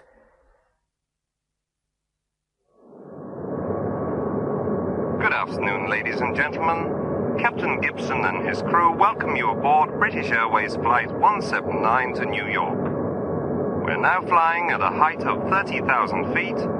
Our speed is approximately 600 miles an hour. We'll land in New York in 5.5 hours. The temperature in New York is now minus 3 degrees centigrade. In a few minutes, you'll be able to see the Irish coast. Our stewards and stewardesses will serve lunch in half an hour. I've cut myself. Oh! This knife's sharp. I've cut myself. Oh, let me see it. It's okay. You haven't cut yourself badly. It's only a scratch. But my finger's bleeding. Oh, don't be a baby. It isn't bleeding much. I'll get a bandage. Did you see the play on television last night? No, I didn't. What was it? Romeo and Juliet. I cried. Cried? Why? Well, it was very sad. At the end, Romeo killed himself and then Juliet killed herself. Sounds silly to me. Why did they kill themselves? For love. They were silly, weren't they? Now, my guests tonight are the two rock musicians, Dean and Darren Osborne. Hello. Now, you both play the guitar very well. Did anyone teach you? No, we just bought some guitars and we taught ourselves. I see. Sorry I'm late. Oh, that's all right, Mrs. Green. It was our first wedding anniversary yesterday. Oh, congratulations. Thank you. We went to that new restaurant in the high street. Did you enjoy yourselves? Oh, yes. We had a very good time. We had 2 bottles of champagne. Have you seen my new electric cooker? No, I haven't. Oh, it's wonderful. It's got an automatic timer. It can switch itself Choosing on a pet. and off. Good afternoon, madam. Can I help you? Yes, I'm looking for a pet for my son. Can you suggest anything? What kind of pet does he want? A traditional pet, a cat, or a dog? Or something unusual? Well, he'd like a snake or a crocodile. But he isn't going to get one. We've got a nice Alsatian dog at the moment. An Alsatian? Did you say an Alsatian? Oh, no. I've read about them in the paper. They're very big and savage. Oh, no, madam. They aren't as savage as some dogs. Really? Oh, yes. Last week we had a small dog. It was only as big as your handbag, but it was as savage as a tiger. It bit me 3 times. Perhaps not a dog, then. How about a cat? A cat? They aren't as friendly as dogs, are they? No, but they don't eat as much as dogs, either. And they're very clean. They wash themselves every day. Oh. Or how about a bird? A parrot or a budgie? We've got both. Which do you recommend? Well, budgies aren't as easy to train, and they never speak as well as parrots. Yes, but budgies don't need as much space as parrots, do they? That's true. Budgies are very popular because they're so easy to keep. Yes, but they're a bit noisy, aren't they? I want a quiet pet. A quiet pet? Well, how about a goldfish? There's nothing as quiet as a goldfish. Good afternoon. Good afternoon. Can I help you? Yes, I've got a terrible headache. Oh, how long have you had it? Only about 2 or 3 hours. Well, try these tablets. Take 2 with water every 3 hours. Thank you very much.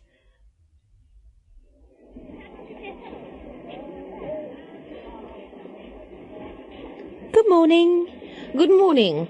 I'd like a toothbrush, please. Nylon or natural bristle? Nylon, please. Hard, soft or medium? Medium, please. What colour would you like? It doesn't matter, really. Oh, white's okay. There you are.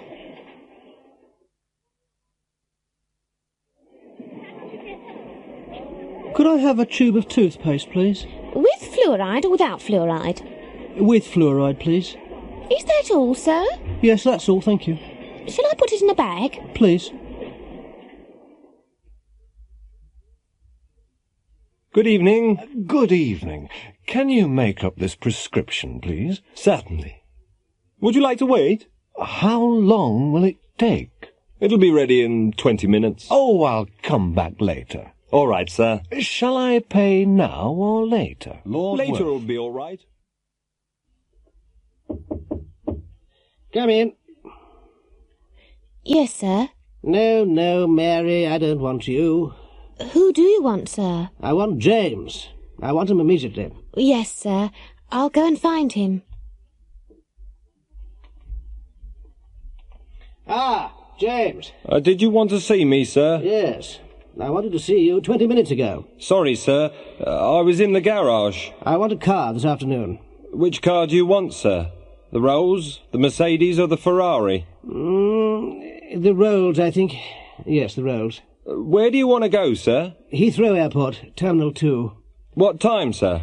We'll leave here after lunch, at 2 o'clock. Ah, Charles. Yes, sir? I want an early lunch today, Charles. Yes, sir. What time? 12 o'clock. Oh, and I want you to reserve a table at the Savoy for 7 o'clock. Yes, sir. And I want Mary to prepare the guest room for Sir Thomas. I want her to make a special effort. Sir Thomas is a very important guest. Yes, sir.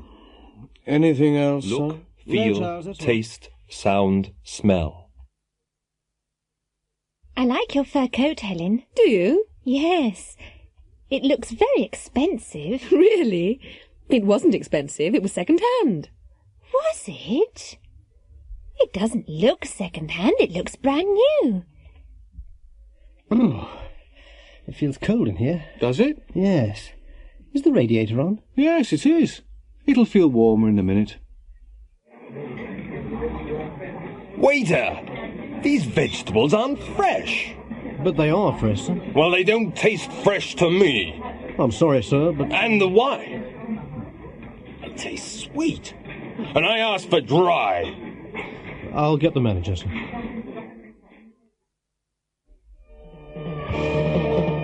Listen to my new hi-fi, John.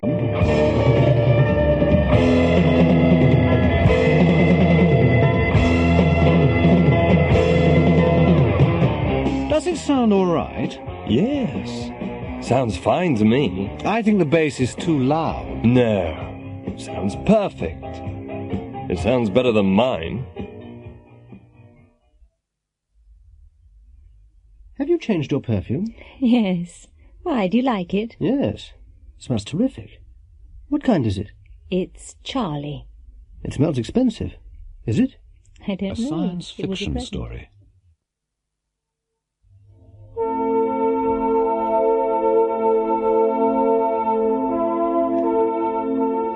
The spaceship flew around the new planet several times. The planet was blue and green. They couldn't see the surface of the planet because there were too many white clouds. The spaceship descended slowly through the clouds and landed in the middle of a green forest. The two astronauts put on their spacesuits, opened the door, climbed carefully down the ladder, and stepped onto the planet. The woman looked at a small control unit on her arm. "It's all right," she said to the man. "We can breathe the air. It's a mixture of oxygen and nitrogen." Both of them took off their helmets and breathed deeply. They looked at everything carefully. All the plants and animals looked new and strange. They couldn't find any intelligent life. After several hours, they returned to their spaceship. Everything looked normal. The man switched on the controls, but nothing happened. "Something's wrong," he said. "I don't understand. The engines aren't working." He switched on the computer, but that didn't work either. "Eve," he said, "we're stuck here. We can't take off." "Don't worry, Adam," she replied. "They'll rescue us soon."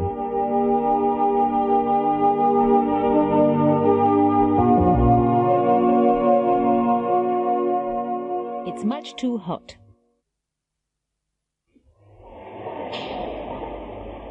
Come on, Susan, hurry up. Drink your coffee. The train's leaving in a minute. We'll be late. I can't finish it. It's much too hot for me to drink. Why don't you put some milk in? I don't like white coffee. Oh, okay. There. Is it cool enough for you to drink now? Yes, but it tastes awful.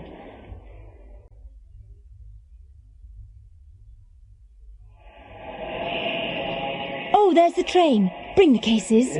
Ooh!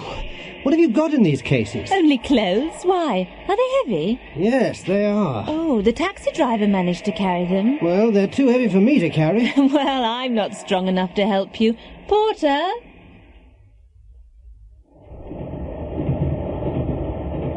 Oh, Michael, I didn't tell you. My sister phoned yesterday. Oh?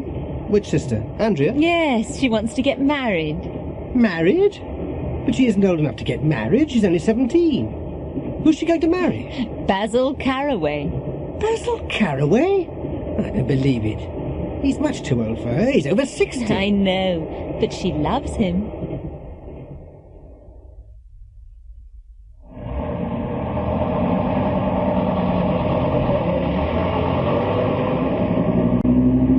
Oh, no!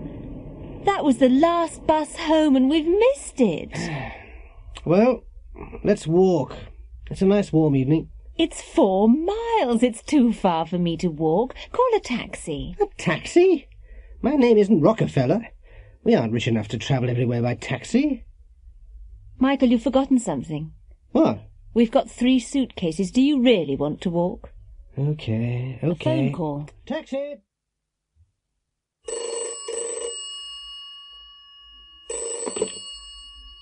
Hello? Mary, is that you? Yes, Mary here. Who's speaking? It's Mike. Mike? Mike who? What do you mean, Mike who? Mike Connors, of course.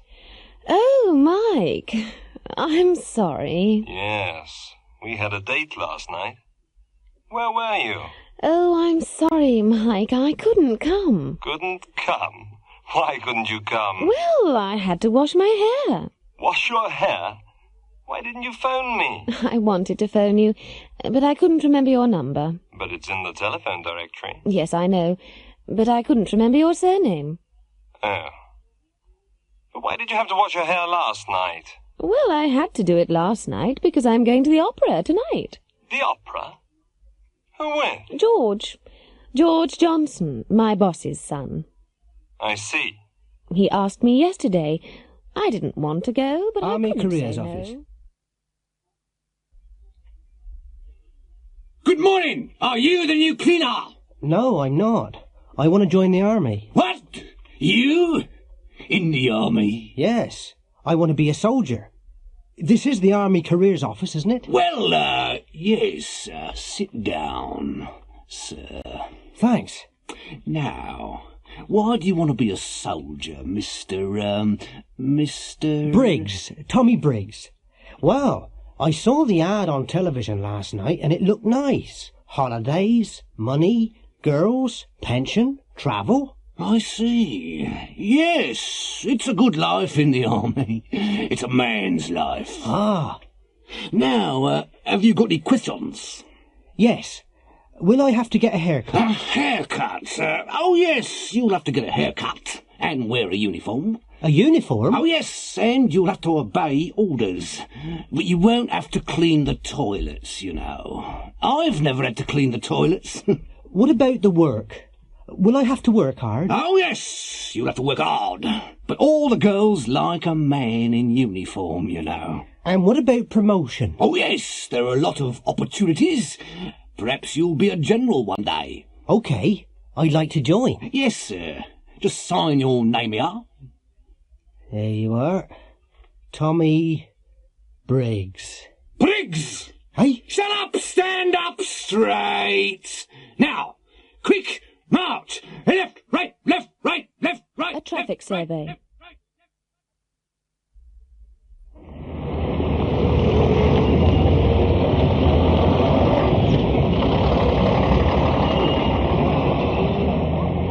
The city of Oxford has got a traffic problem. It's an old town, and the streets are narrow.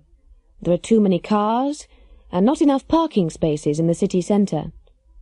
The planning department wanted to change the traffic system, and so they conducted a traffic survey.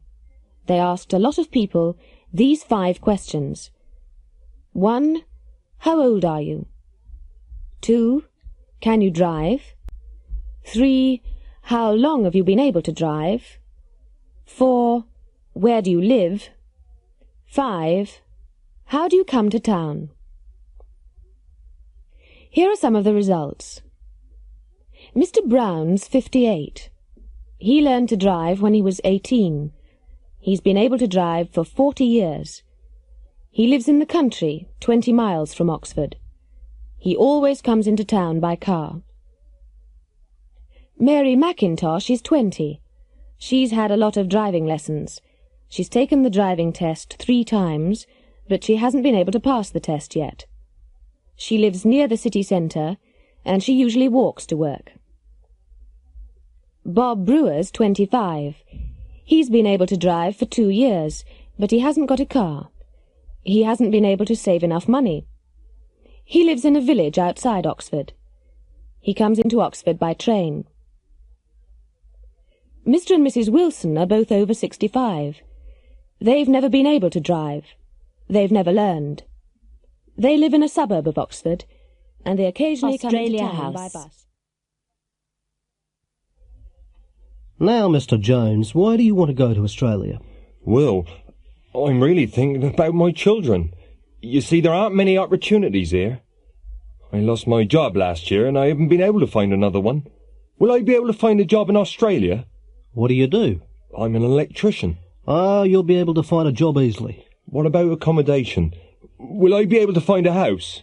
Well, that is a problem, but there are hostels for new immigrants. And what about my children? You'll be able to find a good school in Australia.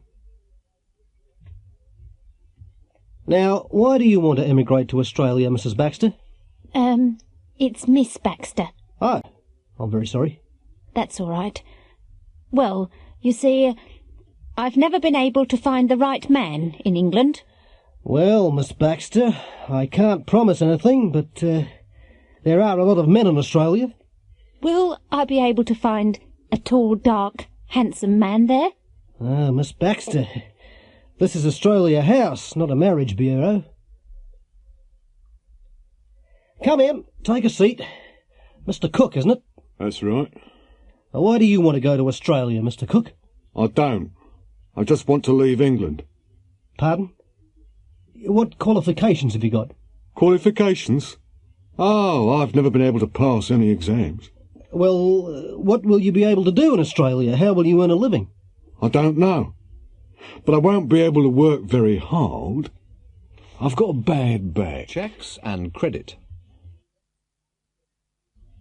Next, please. I'd like to cash this cheque, please. Yes, madam, £30. Oh, you haven't signed it yet, madam? Oh, haven't I? Oh, I'm terribly sorry. Here you are. Thank you. How would you like the money? 4 5s and 10 1s, please. I'd like to change these francs, please. Yes, sir. How many francs have you got? 200. What's the rate of exchange, please? The current rates are on the notice board, sir. I'd like to buy this, but I haven't got enough cash with me. Do you take traveller's cheques? Certainly, sir. Good. How much is that? It's £30. What's the exchange rate? Oh, I'm not sure, sir. I'll go and check. Good morning. Can I help you? Yes, my name's Davis. I'm expecting some money from my bank in Toronto. By post, cable or telex, sir? By telex. Let me see. Ah, yes. Davis. £200 from the Royal Bank of Canada, Toronto. Have you got any identification, sir? Well, I haven't got my passport, but I've got my driving license. Will that be all right? Yes, sir. That'll be all right. The Southampton is cruising around the Mediterranean Sea. There are a lot of tourists on the ship.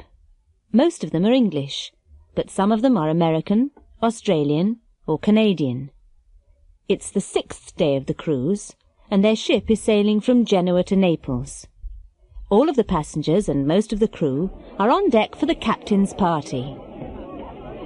Hello. My name's Charles Beatty. I'm from Chicago. Pleased to meet you. I'm Wendy Hillman.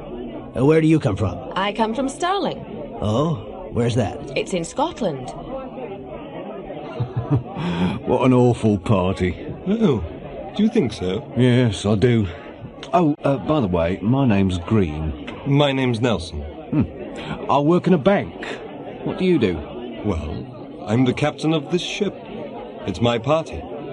Oh. I'm terribly sorry. Would you like another drink? Pardon? Would you like another drink? Oh, yes, please. I'd like an orange juice. With ice? No, thanks. Telephoning.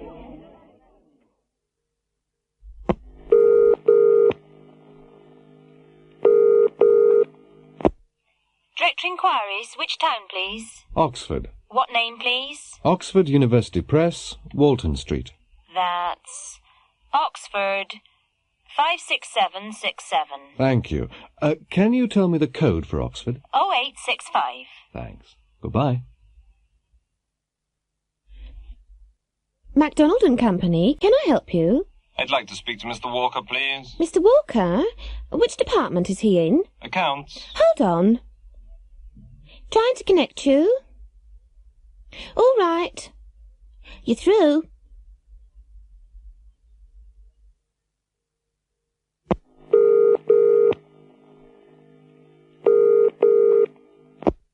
Number, please. Oh, I'd like to make a transfer charge call. Where to? Stratford. What number? 17414. What's your name, please? Joan Fitzgerald. Can you spell that? FITZGERALD. And where are you calling from? 019926636. Right. Hold the line, please. Who are you telephoning? Nobody. Well, why are you holding the phone? My watch has stopped. I don't understand. I'm phoning the speaking clock. Listen. At the third stroke, it will be 8:52 and 30 seconds. Fizz is fantastic. Let's meet Mrs. Edna Campbell from Glasgow. This is her kitchen, and on the table there are 2 piles of dirty clothes. Mrs. Campbell's got 3 young children, and she has to do a lot of washing. Now, we've got 2 identical British Electric automatic washing machines in the kitchen. Mrs. Campbell's going to wash this pile of clothes in new Fizz detergent, and that pile in another well-known washing powder. Now both machines are working, and Mrs. Campbell's making us a cup of tea. Both machines have stopped, and she's taken the clothes out of them. Well, Mrs. Campbell, what do you think? Well, I've washed these clothes in Fizz and those clothes in the other powder. Can you see any difference? Yes. These clothes are much cleaner, and they're whiter and softer than the others. These clothes? You washed these clothes in new Fizz. That's right. Oh, it's much better than my usual powder. My clothes have never been cleaner than this. Well, which powder are you going to buy next time? New Fizz, of course.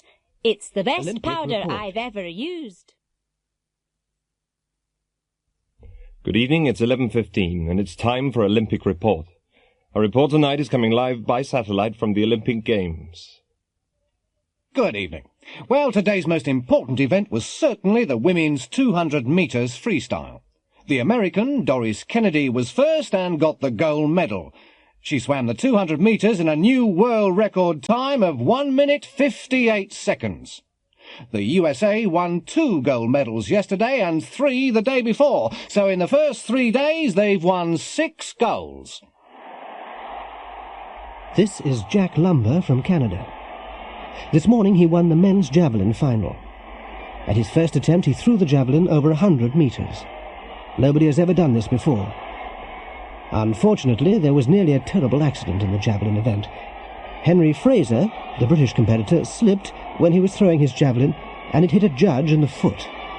Luckily, it didn't hurt him. Here we are in the Olympic gymnasium. Olga Ivanov, the 15-year-old Russian gymnast, has just finished her display. We're waiting for the results now. And here's the result. She's got an average of 9.5 points. That's the best score today. Olga's won the gold medal. We're just waiting for the last jumper. Ted Kelly from Britain is going to jump. The bar is at 2 meters 30. Now he's beginning his final attempt. And he's jumped. Oh, he's crashed into the bar. He's landing. The bar's fallen. Is he hurt? No, he's all right. He's getting up and walking away, but he's a very disappointed I'll be there. man. Psst.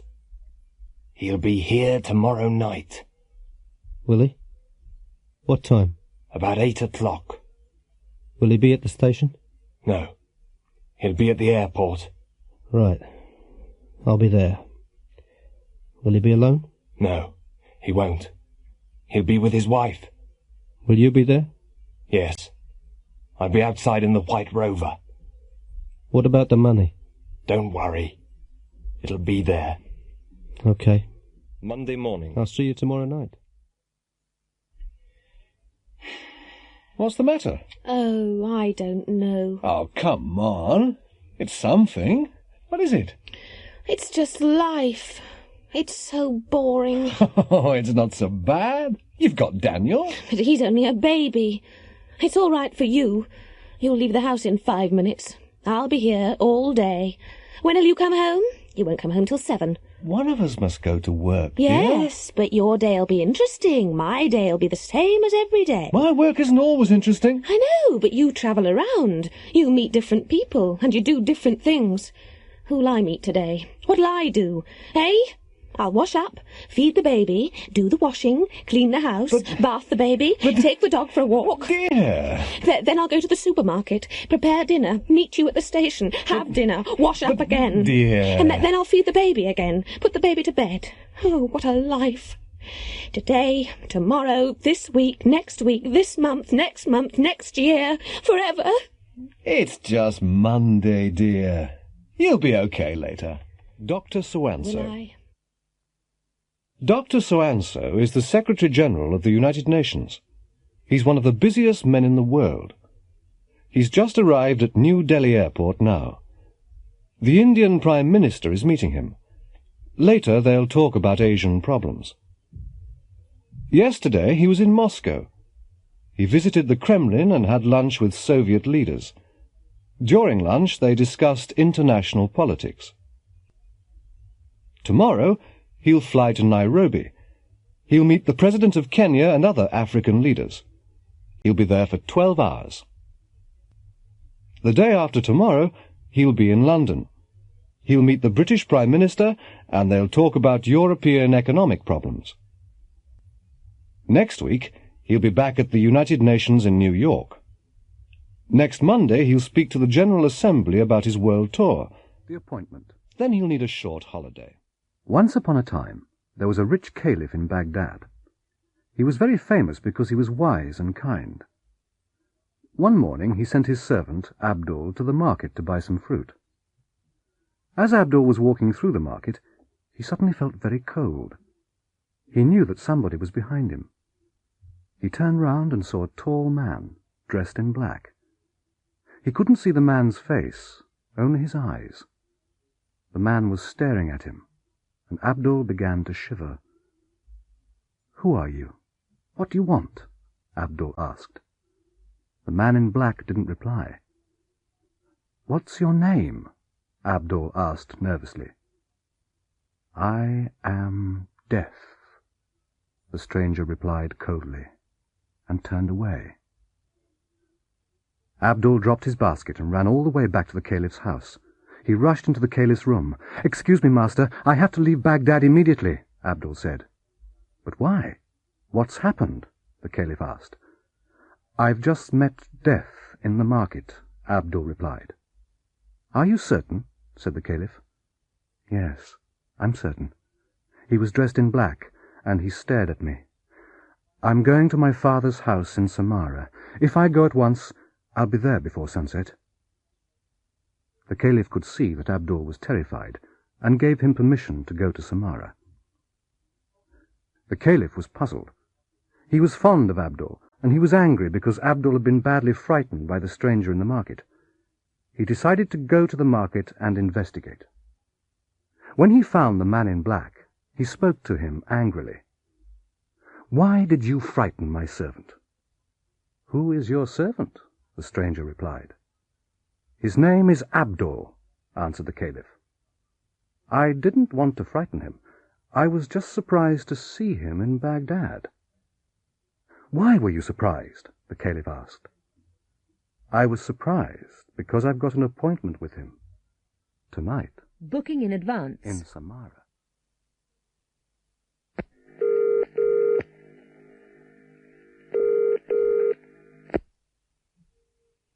Hello, Old England Restaurant. Can I help you? Yes, I'd like to book a table for tonight. Yes, sir. What time? 8 o'clock. Certainly, sir. For how many people? There are 10 of us. 10 of you. We don't usually accept large parties, sir. I know, but we are regular customers.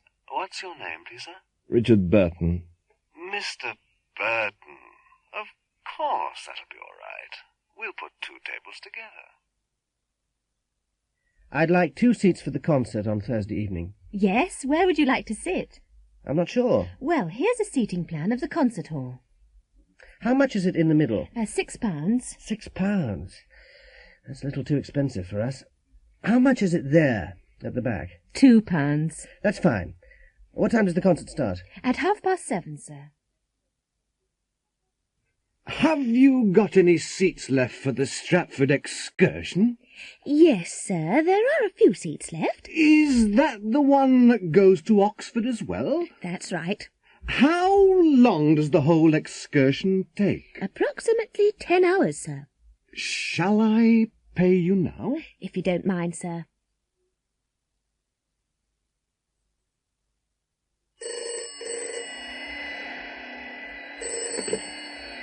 Good morning, unisex hairdressers. Good morning. I'd like to make an appointment, please, at 3 o'clock this afternoon with Marcel. Let me see. I'm afraid Marcel's busy at 3, madam. Oh, dear, Marcel always does my hair. I'm sorry, madam. Well, how about 4 o'clock? I'm terribly sorry, madam. Marcel's busy all afternoon. Oh, what a nuisance. I'm very, very sorry, madam, but you should How always long? book well in advance. How much? Come in. You're Mr. Carson, aren't you? Please sit down. Thank you. What can I do for you, Mr. Carson? Well, I want to borrow some money. What for? I want to buy a car. I've been saving for 2 years. Ah. How much have you saved? I've saved about £1,000. What are you reading? The Godfather. It's about the mafia in America. John told me to read it. Oh, it's a very long book. I know. I've been reading it for a month and I haven't finished it yet. How many pages have you read? About 400. I don't like long books. Neither do I. Petrol, sir? Please, fill it up. Which grade? 4-star. It's nearly empty. I've been driving all day. Oh, how far have you driven? Oh, about 400 miles. I've driven from Scotland. Oh, that's a long way. Shall I check the oil and water? Please.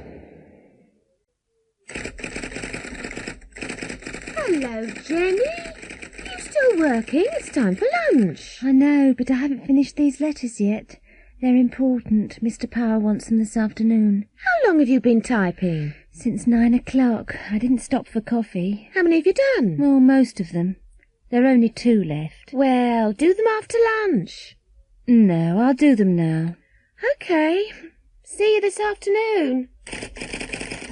A court case. A few months ago, there was a bank robbery in Stanford. The police arrested a man and a woman. They're in court now. A woman saw the robbery. She's standing in the witness box. The judge and the 12 members of the jury are listening to her. A lawyer is asking her some questions.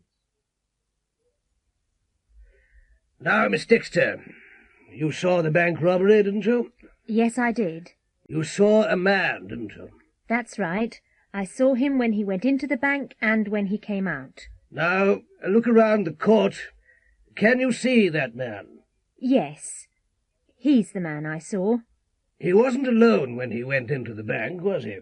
No, he was with a woman. Now, look around the court again. Can you see that woman?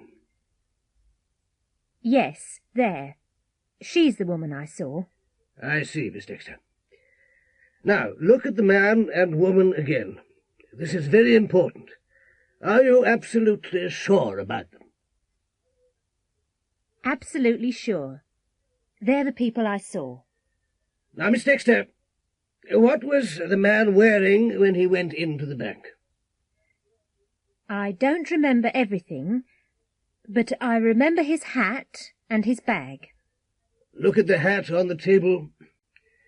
Is that the hat? Yes, that's the hat he was wearing. And the bag? Yes, that's the bag he was carrying. Do you remember anything about the woman? Yes. She was wearing a blonde wig and black platform shoes. How do you know it was a wig, Miss Dexter? Because it fell off when she was running to the car. Look at the wig on the table. Is that the wig? Yes, that's the wig she was wearing. And the shoes. Look at the shoes. Yes, they're the shoes she was wearing. An evening out. Thank you, Miss Dexter. Shall we go out tonight? OK, let's go to a restaurant. Which one? How about the Flamenco? The Flamenco? Which one's that? Don't you remember? That's the one that serves seafood. Oh, yes.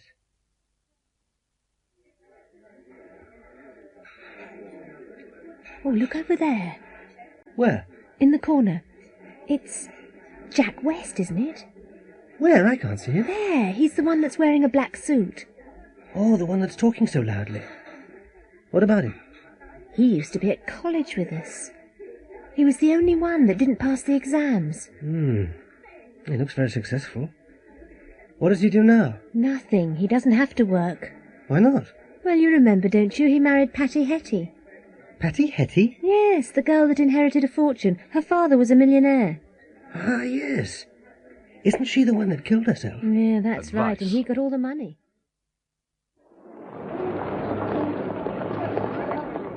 What's the matter, Jenny? You look worried. Yes, I'm trying to lose weight. Oh, you don't need to lose weight. Oh, I do. I've just bought some new jeans and I can't get them on. They're too tight. Well, you should go on a diet. I know. But what kind of diet? You should eat lots of salad and fruit. Yes, but I don't like salad. I prefer meat. Well, you can eat meat, but you shouldn't eat too much. You shouldn't eat bread or potatoes either. What about alcohol? Can I drink wine? Oh, no, you should never drink alcohol. What's the matter, Peter? You don't look very happy. I'm not. I'm worried about my English. What's the problem? I'm not practicing enough. Why not? Well, it's difficult to meet English people. You should go out more. Where should I go? Oh, you should go to pubs. You should join a club. But English people never speak to me. Ah, you should speak first. What can I talk about? The weather. English people are always interested in the weather. Hello, Charles. You look tired today. Yes, I'm working too hard. Oh, you should take a holiday. Yes, I know I should, but we're just too busy. I'm working 12 hours a day. 12 hours? You're going to kill yourself. Well, what can I do? Well, perhaps you should change your job. I can't. I'm bored. I need the money. I'm bored. Well, do something interesting. What, for example? Go to the cinema. The cinema bores me. Always? Yes. All the films are so boring. I'm not interested in sex and violence. Well, what interests you then? Nothing. You need some fresh air. Have you heard the news, Bill? No, why? A war has just started in Mandanga. Mandanga? Where's that? Oh, I don't know exactly, but it's worrying. They showed a television report last night. Well, I'm not worried about it. I never watch the news these days. I prefer sports programmes. Why aren't you interested in the news? Well, all the news is bad. I just want entertainment in the evenings. What are you doing tonight, Mike? I'm staying in. There's a good horror film on the telly. What is it? The Blood of Frankenstein. Well, that sounds frightening. Not really. I think horror films are amusing. Amusing? Horror film? Yes. I went with Anne to see Dracula last week. I was very amused. I laughed from beginning to end. What about Anne? Oh, she was terrified. She was under the seat. Did you go to the football match on Saturday? Yes, I did. It was very exciting, wasn't it? Yes, it was. Both teams attacked. Yes, 1-0, 1-all, 2-1, 2-all, 2-3, 3-all. My brother was so excited near the end that he threw his hat in the air when Manchester scored their fourth goal. Did he find his hat? Yes, but it was a bit embarrassing. The smuggler. He had to ask a policeman for it. Sam Lewis was a customs officer. He used to work in a small border town. It wasn't a busy town, and there wasn't much work. The road was usually very quiet, and there weren't many travellers. It wasn't a very interesting job, but Sam liked an easy life. About once a week he used to meet an old man.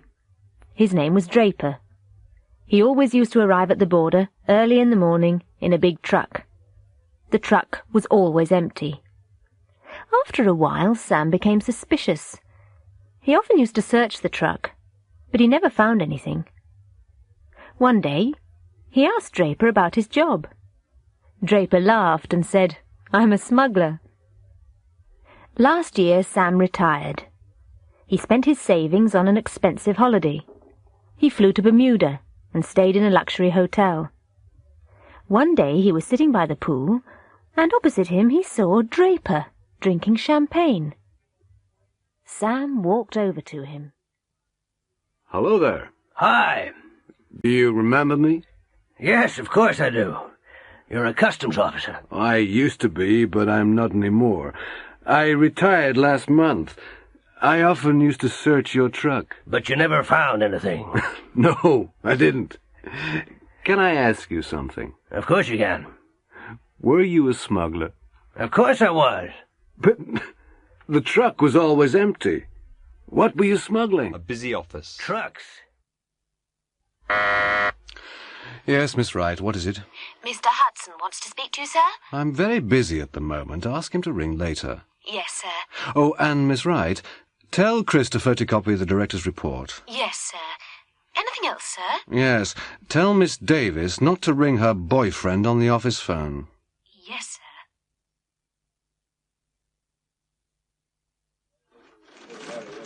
Hello? This is Mr. Power's secretary. Yes, Hudson here. I'm afraid Mr. Power's busy at the moment. Can you ring later? All right. What about this afternoon? Yes, that'll be all right. Oh, Chris? Yes, Miss Wright? Mr. Power wants you to photocopy this report. Oh, yes, I'll do it later. No, Chris, do it now. I know it's important. Miss Davis, did you ring your boyfriend on the office phone yesterday? Well, yes, I did. But it was urgent. I think Mr. Power heard you. He wasn't very pleased about it. Don't use the office phone for personal calls. No, Miss Wright. I won't do it again. I'm sorry. Miss Wright, did you speak to Mr. Hudson? Yes, I did. I asked him to ring later. He says he'll ring you this afternoon. That's fine. Has Chris photocopied that report yet? Not yet, but I told him to do it immediately. I think he's doing it now. Good. Did you tell Miss Davis not to ring her boyfriend from here? Oh, yes. I told her not to use the office phone for personal calls. She says she won't do it again. I'm sure she won't. I hope she won't. Her boyfriend lives in used to. Australia. Tom, you never talk to me nowadays. What did you say? And you never listen to me either. Pardon? You used to take me out. You used to buy me presents, and you used to remember my birthday. But I always remember your birthday, darling. Do you? Well, it was yesterday. I'm going home to Mother.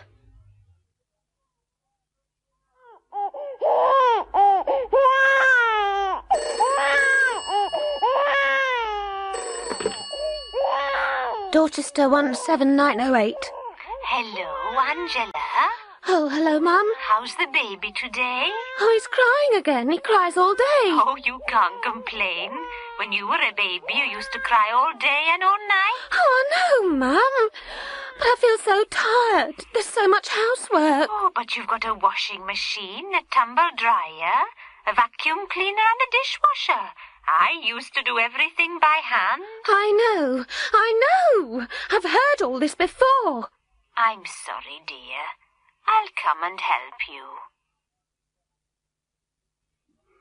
Stanley, you used to be the best footballer in England. Are you going to come back and play again? Oh, no, I'm not. Why not? Well, football used to be the most important thing in my life, but it isn't anymore. For 10 years I used to practice every day. I never used to smoke, drink, or stay up late. Why has your life changed, Stanley? Well, I was poor then, but I'm not now. I don't need to play football anymore. Dad, Yes? there's a good film on in town. Oh, yes. What is it? War in Space. Are you going to see it? I'd like to. All my friends are going. But I haven't got any money. All right. How much do you want? £3. £3? When I was your age, I only used to pay 5 pence for the cinema. That was a long time ago, Dad. Yes, but my father used to earn £3 Yes, for a no week's contest. work.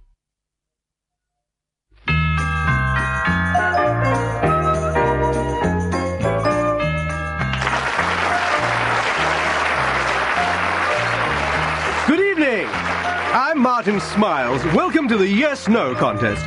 Now, the rules are very simple. I'm going to ask questions for 30 seconds. You mustn't answer with yes or no, and you mustn't nod or shake your head. Well, here's our first contestant, Mrs. Alice Leach from Nottingham. What's your name? Alice. Alice Leach. Where are you from, Alice? Nottingham. Did you say Birmingham? No, Nottingham. Oh, dear, I am sorry, Mrs. Leach. Now, our next contestant is Ralph Milton from Blackpool. It's Mr. Milton, isn't it? That's right. Good. You aren't nervous, are you? I'm not nervous. Did you shake your head? I didn't. Are you sure? Yes. Oh, I'm dreadfully sorry. Better luck next time, Mr. Milton. Now, here's our third contestant. It's Brian Tankard from Bristol. Hello, Brian. Hello. You work in a bank, don't you? That's correct. Do you like your job? I enjoy it very much. Oh, do you? I said I enjoy it very much. Now, you aren't married, are you? I am married. Is your wife here tonight? She's at home. So she isn't here? Of course not. Have you got any children? I've got 2 children. 2 boys? A boy and a girl. And you did say you enjoyed... Oh, that's 30 seconds. Well done. You've done it. Isn't that wonderful, everybody? He's won tonight's Star Prize, a brand new fully automatic dishwasher.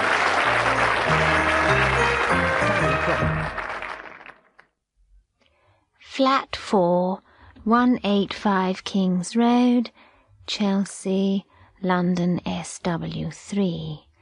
5th of May, 1979. Dear Daddy, thank you very much for the birthday present. I was very pleased with the Ferrari, but I didn't like the colour, so I'm going to change it. I saw Tom again yesterday. You're worried about him, aren't you? Well, don't worry about him.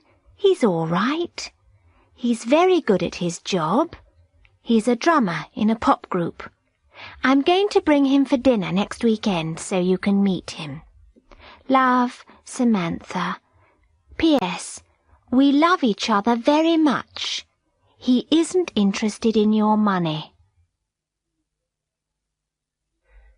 Dear Samantha, I'm sorry about last weekend. I was very angry with Tom, but he was very rude to me. I'm not a stupid old fool. I'm tired of long-haired young men. He didn't even dress for dinner. You love him, I know. I just feel sorry for you, and I'm worried about your future. Tom likes pop music. He isn't interested in anything else. He isn't interested in you at all. You're making a terrible mistake. And I'm glad he isn't interested in my money, because he isn't going to get any. So am I. Love, Daddy.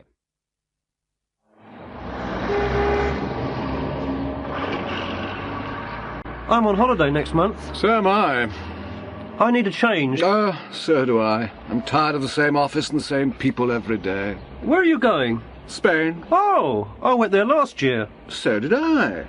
We always go to Spain, but we never go to the Costa Brava. No, neither do I. There are too many English people there. Where exactly are you going? San Pedro.